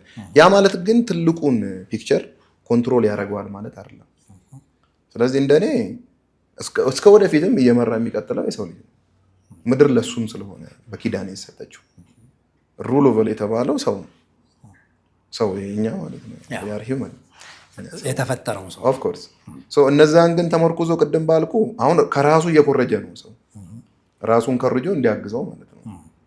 ፐርፖዙ ደግሞ የቴክኖሎጂ እኔ ሲገባኝ ማቀው ከዚህም እየተኮረጀ ያለው የማቅለል ሂደት ነው ቴክኖሎጂ። ለምሳሌ በፊት አሁን በእግር ከዚህ እስከ ክፍለ ሀገር መሄድ ነበረ። ብዙዎቹ እንደዛ ነው የሚነግሩ ልጆች። አሁን ግን የተለያዩ ኦፕሽን አለ። ሰው አሁን ከአዲስ አበባ ተነስቶ 40 ምንጭ መሄድ ከፈለገ 40 ምንጭ መሄጃ በእግሩ አይደለም አሁን የሚሄደው። ከፈለገ መኪና አለለት፣ ከፈለገ ሞተር ባይክ መጠቀም ይችላል። ውሃ ደግሞ ቢኖር ከፈለገ በጀልባ ላይ መሄድ ይችላል። ሞስት አፕሮፕሪየት ደግሞ በፕሌን መሄድ ይችላል። ከፕሌን ውጭም ደግሞ አሁን ቴሌፖርቴሽን የሚባሉ አሉ ገና እየመጡ ያሉ ስለሚገኝ ኔቸር ላይ ግን አለ ያ ፓተርን እንደነገርኩና። ስለዚህ ይሄ አሁን ትራንስፖርት ሚንሱ ቫሪየስ ነው። ምንድን ነው ያደረገው ካልከኝ ማቅለል ነው። ያ ማለት ታይምህንም ማቅለል ይደስ ስለሆነ ቴክኖሎጂ ፐርፖዙ ይሄ ነው። ኦፍ ኮርስ ሌሎች ቴክኖሎጂዎችም አሉ ያቀለሉ ናቸው። ግን አንዱ ትልቁ ነገር ያው ሲምፕሊሲቲ ስለሆነ ማለት ነው። ሲምፕሊፋይ ማድረግ ነው ነገሮችን። ከዚህ ፐርፐዝ ውጪ ግን አንዳንድ ነገሮች ይኖራሉ ኦፍ ኮርስ። ግን ስቲል በእኛም ዘመን እኛም ራስን በህይወት የማንኖርበት ዘመን ሲመጣ የምድር ጉዟችንን ጨርሰን በጣም እርግጠኛ ሆኜ ማውራት የምችለው ሰው በሰው ላይ ያው ብዙ ያደጉት ሀገራት ያላደጉት ምናምን ተብሎ ክላስፋይ ይሆናል አይደለ? አፐር ሃንድ ለመያዝ ሰው ከሰው ያው ሽኩቻዎች አሉ መቼም ቢሆን አይቀርም። ግን ያ ማለት ግን ሰውን ተክቶ ሌላ እንትን ይላል ነው። ኔቸር ለዛ ፐርፐዝም አልተሰራችም። ለእኛም ያስፈልገን ደግሞ እነዚሁ ናቸው። ባይዘው ከመኪና በላይ አትክልት እንደሚያስፈልገን ታውቃለህ? ታውቃለህ? እሱ ሪሊ 100% አንደርስታንድ እንትን ብለዋል። ከፕሌን በላይ ለእኛ የሚያስፈልገን አትክልት ነው። 100% ነው የምልህ። ሰው ያለ አትክልት መኖር አይችልም። ኦፍ ኮርስ ኢንተርዲፔንደንት ነን። ያ ማለት አሁን ሌላ እንትን ከቶ አሁን ኢቭን አት ኦርጋን ሌቭል ራሱ ከመጣን አርቲፊሻሊ የተሰሩ ነው ሲንቴቲክ እንትኖች መለዋወጫዎች። ኦፍ ኮርስ ያ ማለት ግን ኮምፕሊትሊ አሁን ሮቦት አድርገው አታኖረውም ሰው። ያ ፐርፌክቱ ጋር እንደዚህ እንዲሆን ስላላረገ አለ ሌላ። እኔ አሁን ብዙ ጊዜ እንዲታወቅ የምፈልገው ባለቤት አልባ አይደለችም እቺ ምድር። አሁን ይሄ ቤት እንኳን ባለቤት አለው የለውም? አሁን ሀሌታ ስቱዲዮ የማን ነው ኦን የሚያደርገው? ኦነር የለውም? አለው እኮ። ያለ ኦነሩ አሁን ምናምን ነገር በቃ ገብተህ እንትን ካልክ ኦነሩ ዝም ይላል አይልም እኮ። እዚህ ጋርም አሁን ኦነር አለ። ውሽዳፍቶ አንደርስታንድ። ለዛ ነው እኔም በጣም እንትን የምለው ሰው ኦነሩ ራሱ የፈጠረበት ፐርፐዝ አለ። ዝም ብሎ ግልብ አይደለም እንደፈለገ ዝም ብሎ ይቀጥላል። እንደዛ ብሎ ነገር የለም። በጣም ኔቸር አት ሞሌኩላር ሌቭል ላይ አት አቶሚክ ሌቭል ራሱ ከሄድክ ሶፊስቲኬትድ የሆነ ረቂቅ የሆነ ፐርፌክሽን አለው። ያን ፐርፌክሽን ደግሞ ፐርፌክት የሆነ የፈጠረው አካል አለ። ዎች ኦቨር ይደረጋል። ዝም ብለህ አሁን እዚህ አሁን እንትን ትላለህ እንደው ኢትዮጵያ ውስጥ ራሱ አትችልም እኮ ገብቶሃል አባባሌ አለ የሚቆጣጠር። አሁን ሰው እንትን አገኘው ብሎ እንደዚህ ነው እንደዛ ብሎ ነገር የለም። አንድ ሁለቴ ሊሆን ይችላል ግን አለ ሬጉሌት የሚያደርግ። ስለዚህ እቺ ምድርም ሬጉሌት የሚያደርግ ለዛም እኮ ነው አሁን የመጀመሪያው ቶፒካችን ራሱ በመጀመሪያ እግዚአብሔር ሰማያትንና ምድርን ፈጠረ። የፈጠረው አካል ሀይት ኩድቢ እውነት ነው። ታጋሽ ነው፣ መሀሪ ነው፣ ጀነረስ ነው። ሁሉን ነገር ኢቨን ራሱንም ራሱ ሰጥቷል። ብዙ ነገሮችን ሰጥቷል። እውቀቱን ሰጥቷል፣ ያለውን ሰጥቷል። ምንም በመስጠት ውስጥ ነው። መስጠትንም ከዛ መካፈል መልካም ስለሆነ ግን ያ ማለት ግን ኤቭሪቲንግ ደግሞ እንደፈለገ እንደዛ አይደለም። ኮፒ ስናደርግ ወርክም የሚያደርገው በዛ ፕሪንሲፕል ነው። ለዛም ነው ሳይንስ ራሱ ኔቸርን በደንብ ኮፒ ከዛ ውጭ ከሆነ ኢቭን ዲስትራክሽን ነው አሉ። በታሪክ አጋጣሚ ራሱ አሁን ከኔቸር ውጭ ኮፒ የተደረጉ ዲስትራክሽን ነው የሚያመጣው። ሰው ሰርቫይቭ እንዳያደርግ ምናምን ነው የሚያደርገው። እና ኔቸርን ተከትሎ ማአት ነገሮች ማድረግ ይቻላል። እኛም ደግሞ እንዳልነው ለምሳሌ የሆነ ጊዜ ናሳ እንትን ካየ እላይ ምንድን ነው ሊፈልጉ ሄዱ የተባለው ቅድም ተቱ ኢምፖርታንት ያልኩ ሶይል እና ወተር ነው። ማደግ መቻሉን እኮ ነው እንትኑን ለምን ያለዛ አይችልም ሰው። ለምንድን ነው ኦክሲጅን አድርገው ላይ የሚወጡት? ዩሲ እንትናችን የፈለገውን ብንመራመር እንደው ልቀት ላይ ገብተናል ሁሉን አወቀውናል ቢባል ከዚህ ውጪ ግን መኖር አንችልም። ጀመር እንደዛም አልሆነ። ያወቅነው በጣም ምንት ነው ስቲል ቀደም እንደነገርኩ አሁን ድረስ ራሱ የነምበር ኦፍ ፕላንት ስፒሺስ ነው የተገኛለው በየአመቱ። እንደው ዳታውን ከፍተህ ማየት ስለሚችሉ እጃቸው ላይ ኤቭሪባዲ ስማርትፎን ስላለው እንትን አላልኩኝም እንጂ ኤቭሪቲንግ ያ ምን ነው የፈለግኩት እንደዚህ አሁን ሊያረጉን ነው ምን አይሆንም ስለማይሆን ማለት ነው። ግን የመጨረሻው ኢኖቬሽን ጥግ ነው ልንል እንችላለን። ኖ አይደለም በጣም ብዙ አለ ከዛም በላይ ሊገታ ይችላል። ኦፍ ኮርስ ያ ቅድም እንደነገርኩ አሁን የፕላንት ስፒሺስ ብቻ ማለት ነው ያለው።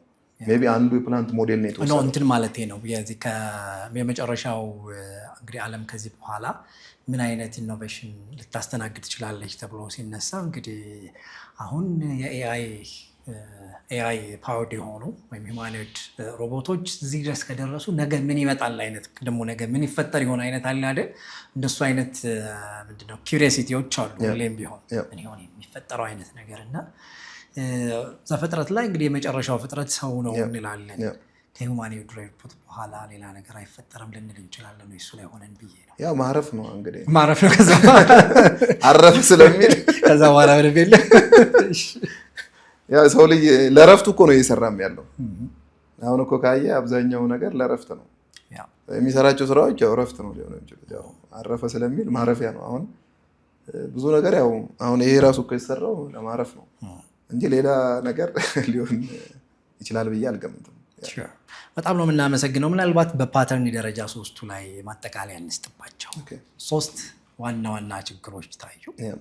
የጨለማ ችግር ነበረ፣ ከዛ ብርሃን መፍትሄ ተሰጠው። የቅርጽ ችግር ነበረ።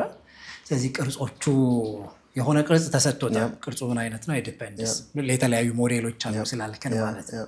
በመጨረሻ ደግሞ የሙሌት ስራ ባዶ ነበረች ስለሚል የሙሌት ስራ ተሰራ። ያም ተሞላ፣ ያም ተሞላ። ስለዚህ ያሉት የተፈጠሩት ዓለማት ሁሉ በሱ ተሞሉ እንላለን እና ለህይወት በጣም ቅርብ ስናደርገው የትኛዎቹንም አሁን እንግዲህ በኢኖቬሽኑ ጉዳይ አንስተናል፣ ግን በየትኛውም የህይወት ምዕራፎቻችን ውስጥም የትኛውም የህይወት ዘርፍ ላይም ብንሰማራ ችግር ከህይወታችን ሊወድል አይችልም ማለት በተለያየ መንገድ።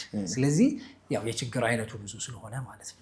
ምናልባት የኔ ችግር ያንተ ችግር አይደለም፣ ያንተ ችግር የኔም ችግር ላይሆን ይችላል።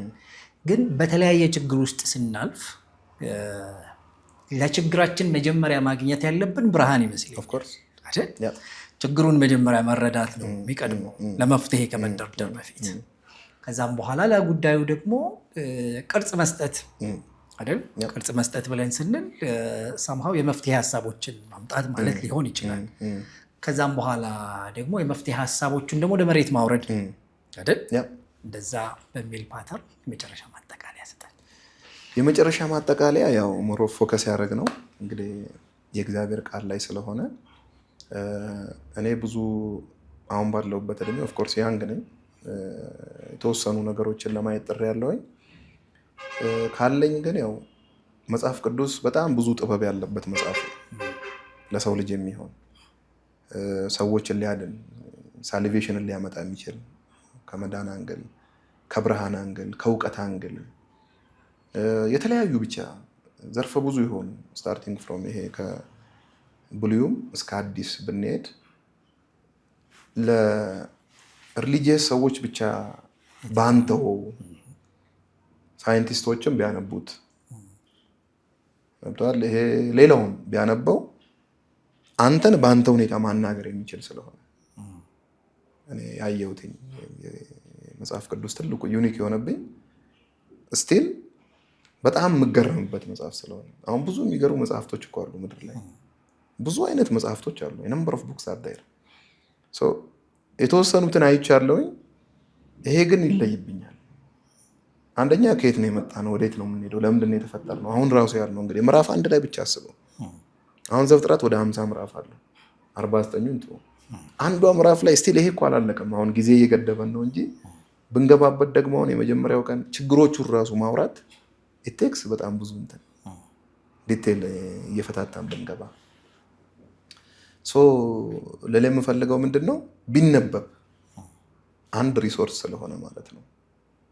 አንድ ትልቁ ሪሶርስ ስለሆነ ሳይንቲስቶችን ቢያነቡት በእነሱ ሁኔታ ሊያወራቸው የሚችል መጽሐፍ እንደሆነ ያለው እኔ አንድ ጸሎትም ነው ያለኝ።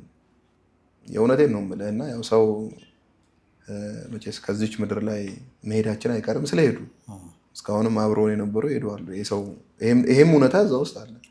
ለሁሉም ጊዜ አለው በሚል ለማልቀስ ጊዜ አለው፣ ለመሳቅም ጊዜ አለው፣ ለመወለድም ጊዜ አለው፣ ለመሞትም ጊዜ አለው አለ። እዚህ ላይ ዊዝደም አለው። አንዱን ብቻ አይደለም መያዝ ያለብህ አንተ። ሁለቱም ጊዜዎች እንዳሉ ማመንም ተገቢ ነው። ልክ በጋ እንዳለ ክረምት አለ እንደሚለው አንድ ጸሎት ራሱ ጸልያለሁ። የሚገርም ነገር በቃ እንደው እኔ ሲሄድ ራሱ ሰው በተለያየ አጋጣሚ ከዚህ ምድር ይሄዳል አይደለ?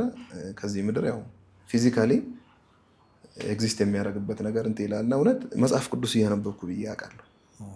ዲስ ማች በጣም ስለምወደው ማስተርስ ተማሪ ሆኜ የእውነት በቃ እያነበብኩኝ የሚል እና በጣም ብዙ ነገር ነው ያለው ከምነግርህ በላይ የቱን ጠቅሰህ የቱን ትተዋለህ? ስለዚህ እዛ ውስጥ ብዙ ነገር ስላለ ስፔሻሊ ደግሞ ዘፍጥረት ምዕራፍ 1 የምናየውን በጣም ሰዎች ግራ የሚጋቡበት ነው። አሁን ብዙ እኮ ኮንሰፕቶች አሉ እዚህ ጋር እናንሳ ብንል ኤሊየን ይላል፣ ብዙ ነገር ይላል ማለት አላነሳናቸውም። በአዘር ሳይድ ያሉትን እነዚህ ላይ ብቻ ፎከስ ስላደረግን እንጂ ብዙ ጅምብሮችንም ያጸዳል። ምክንያቱ አላየም። ይሄ ግን የሚታይ ነው። ሲቀጥል ደግሞ ክሬተሩ ሊዋሽ አይችልም፣ ዲሲቭም ሊያረጋህ አይችልም። ገብቷል? አንዱ መታወቂያ እውነት ስለሆነ ማለት ነው። በእውነትም ስለሆኑ የምናየው ነገር በሙሉ የተፈጠረው። ስለዚህ የእውነትም ይሄ ነው። ግን the basic purpose of ደግሞ መጽሐፍ ቅዱስም ይሄ ባይሆንም ቤዚክ እንትኑ እኮ አይደለም። አሁን ኮምፕሊኬትዱ ነው። አንድ እንኳን ፔጅ እኮ እንትን አትልም። ካየው አሁን አንድ ፔጅ እኮ አይሆንም። ኦልሞስት እዚች ጋር ብቻ ያለች ዊዝደም ተቀርቶ አሁን ያልቃል አያልቅም። ያው በቃ አትክልትን በየዝርያቸው ፈጠረ እንትና ያ አትክልቱ ማለት ነው። ዋቲፍ እየቀጠልክ ብትሄድ ያይተዋል። ስለዚህ ውስጥ ያለ ዊዝደም እኔ በጣም ተቀርቶ የሚያልቅም አይደለምና ፍሮም ሳይንቲስት ቪው ኦፍ ፖይንትም ቢታይ ሊያናግር የሚችል ነው። ከሌሎች አንተ ልታናግረው በፈለግከው መጠን ሊያናግር ይችላል። አንዴ ነው። ሌላኛው ነገር ደግሞ በጣም ከሚገርመኝ ነገር አንዱ ብዙ ጊዜ መጽሐፍቶች ወይ የፓስት ናቸው ወይ የፕሬዘንት ነው ወይ የፊውቸር ነው። ብዙ ጊዜ ካየ የፊውቸሩን ያው መላምት ያስቀምጠው ይሄ ሶስቱንም የያዘ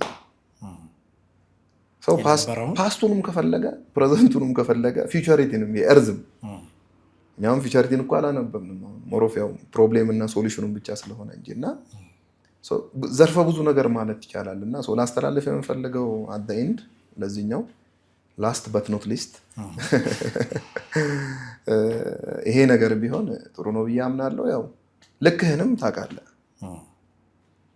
ይሄ እንደ ሰው አሁን ብዙ ሰው መታበይ ውስጥም የገባ ይሄ ያረጋጋል።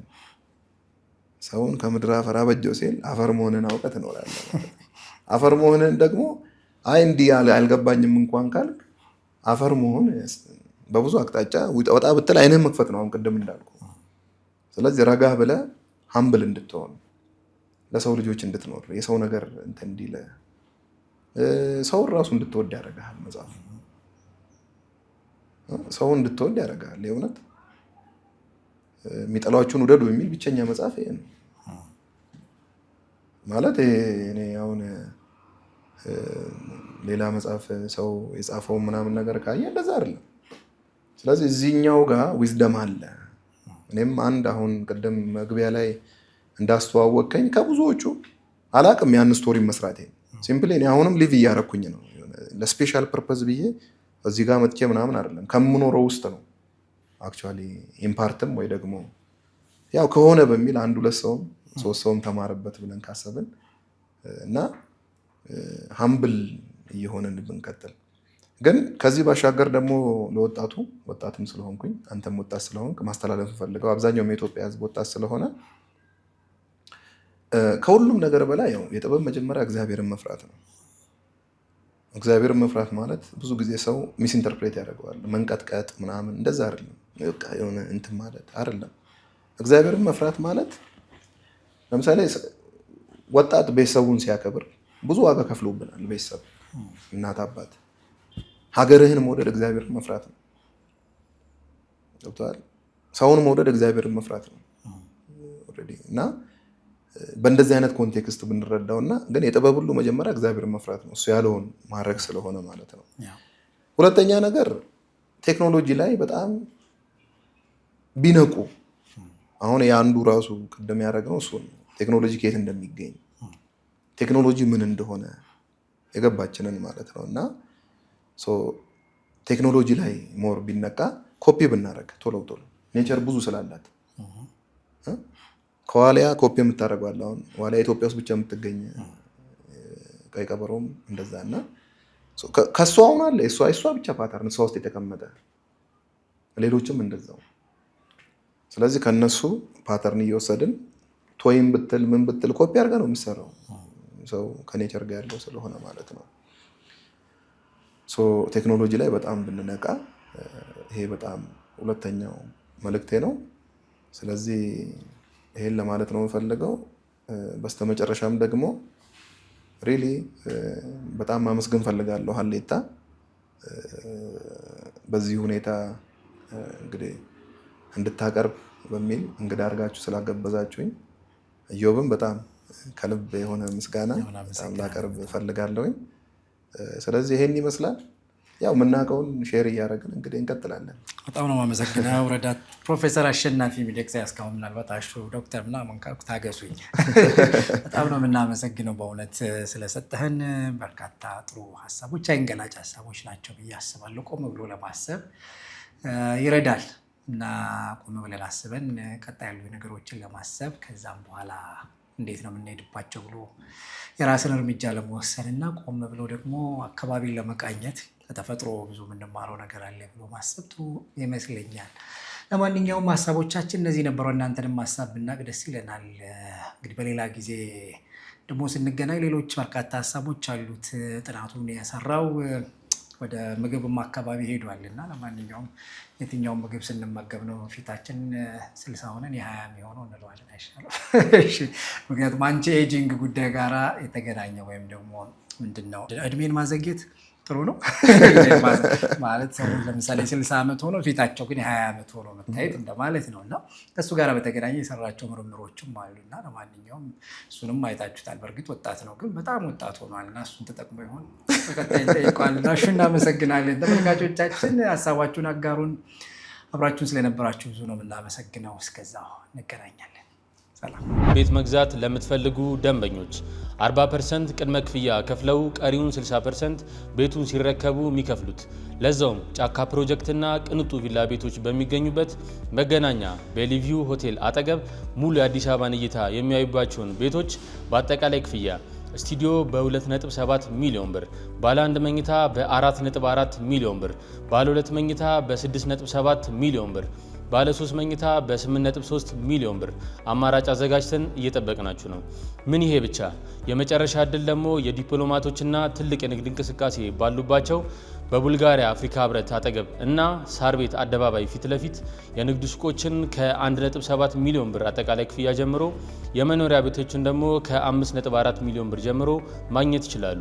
ልብ ይበሉ ታዲያ እነዚህ ቤቶች ያለምንም ዋጋ ጭማሪ በኢትዮጵያ ብር ከፍለው የሚጨርሱበት ነው። ለበለጠ መረጃ በ0980 72 81 73 ይደውሉልን። ቴምር ፕሮፐርቲ የህልሞ ማረፊያ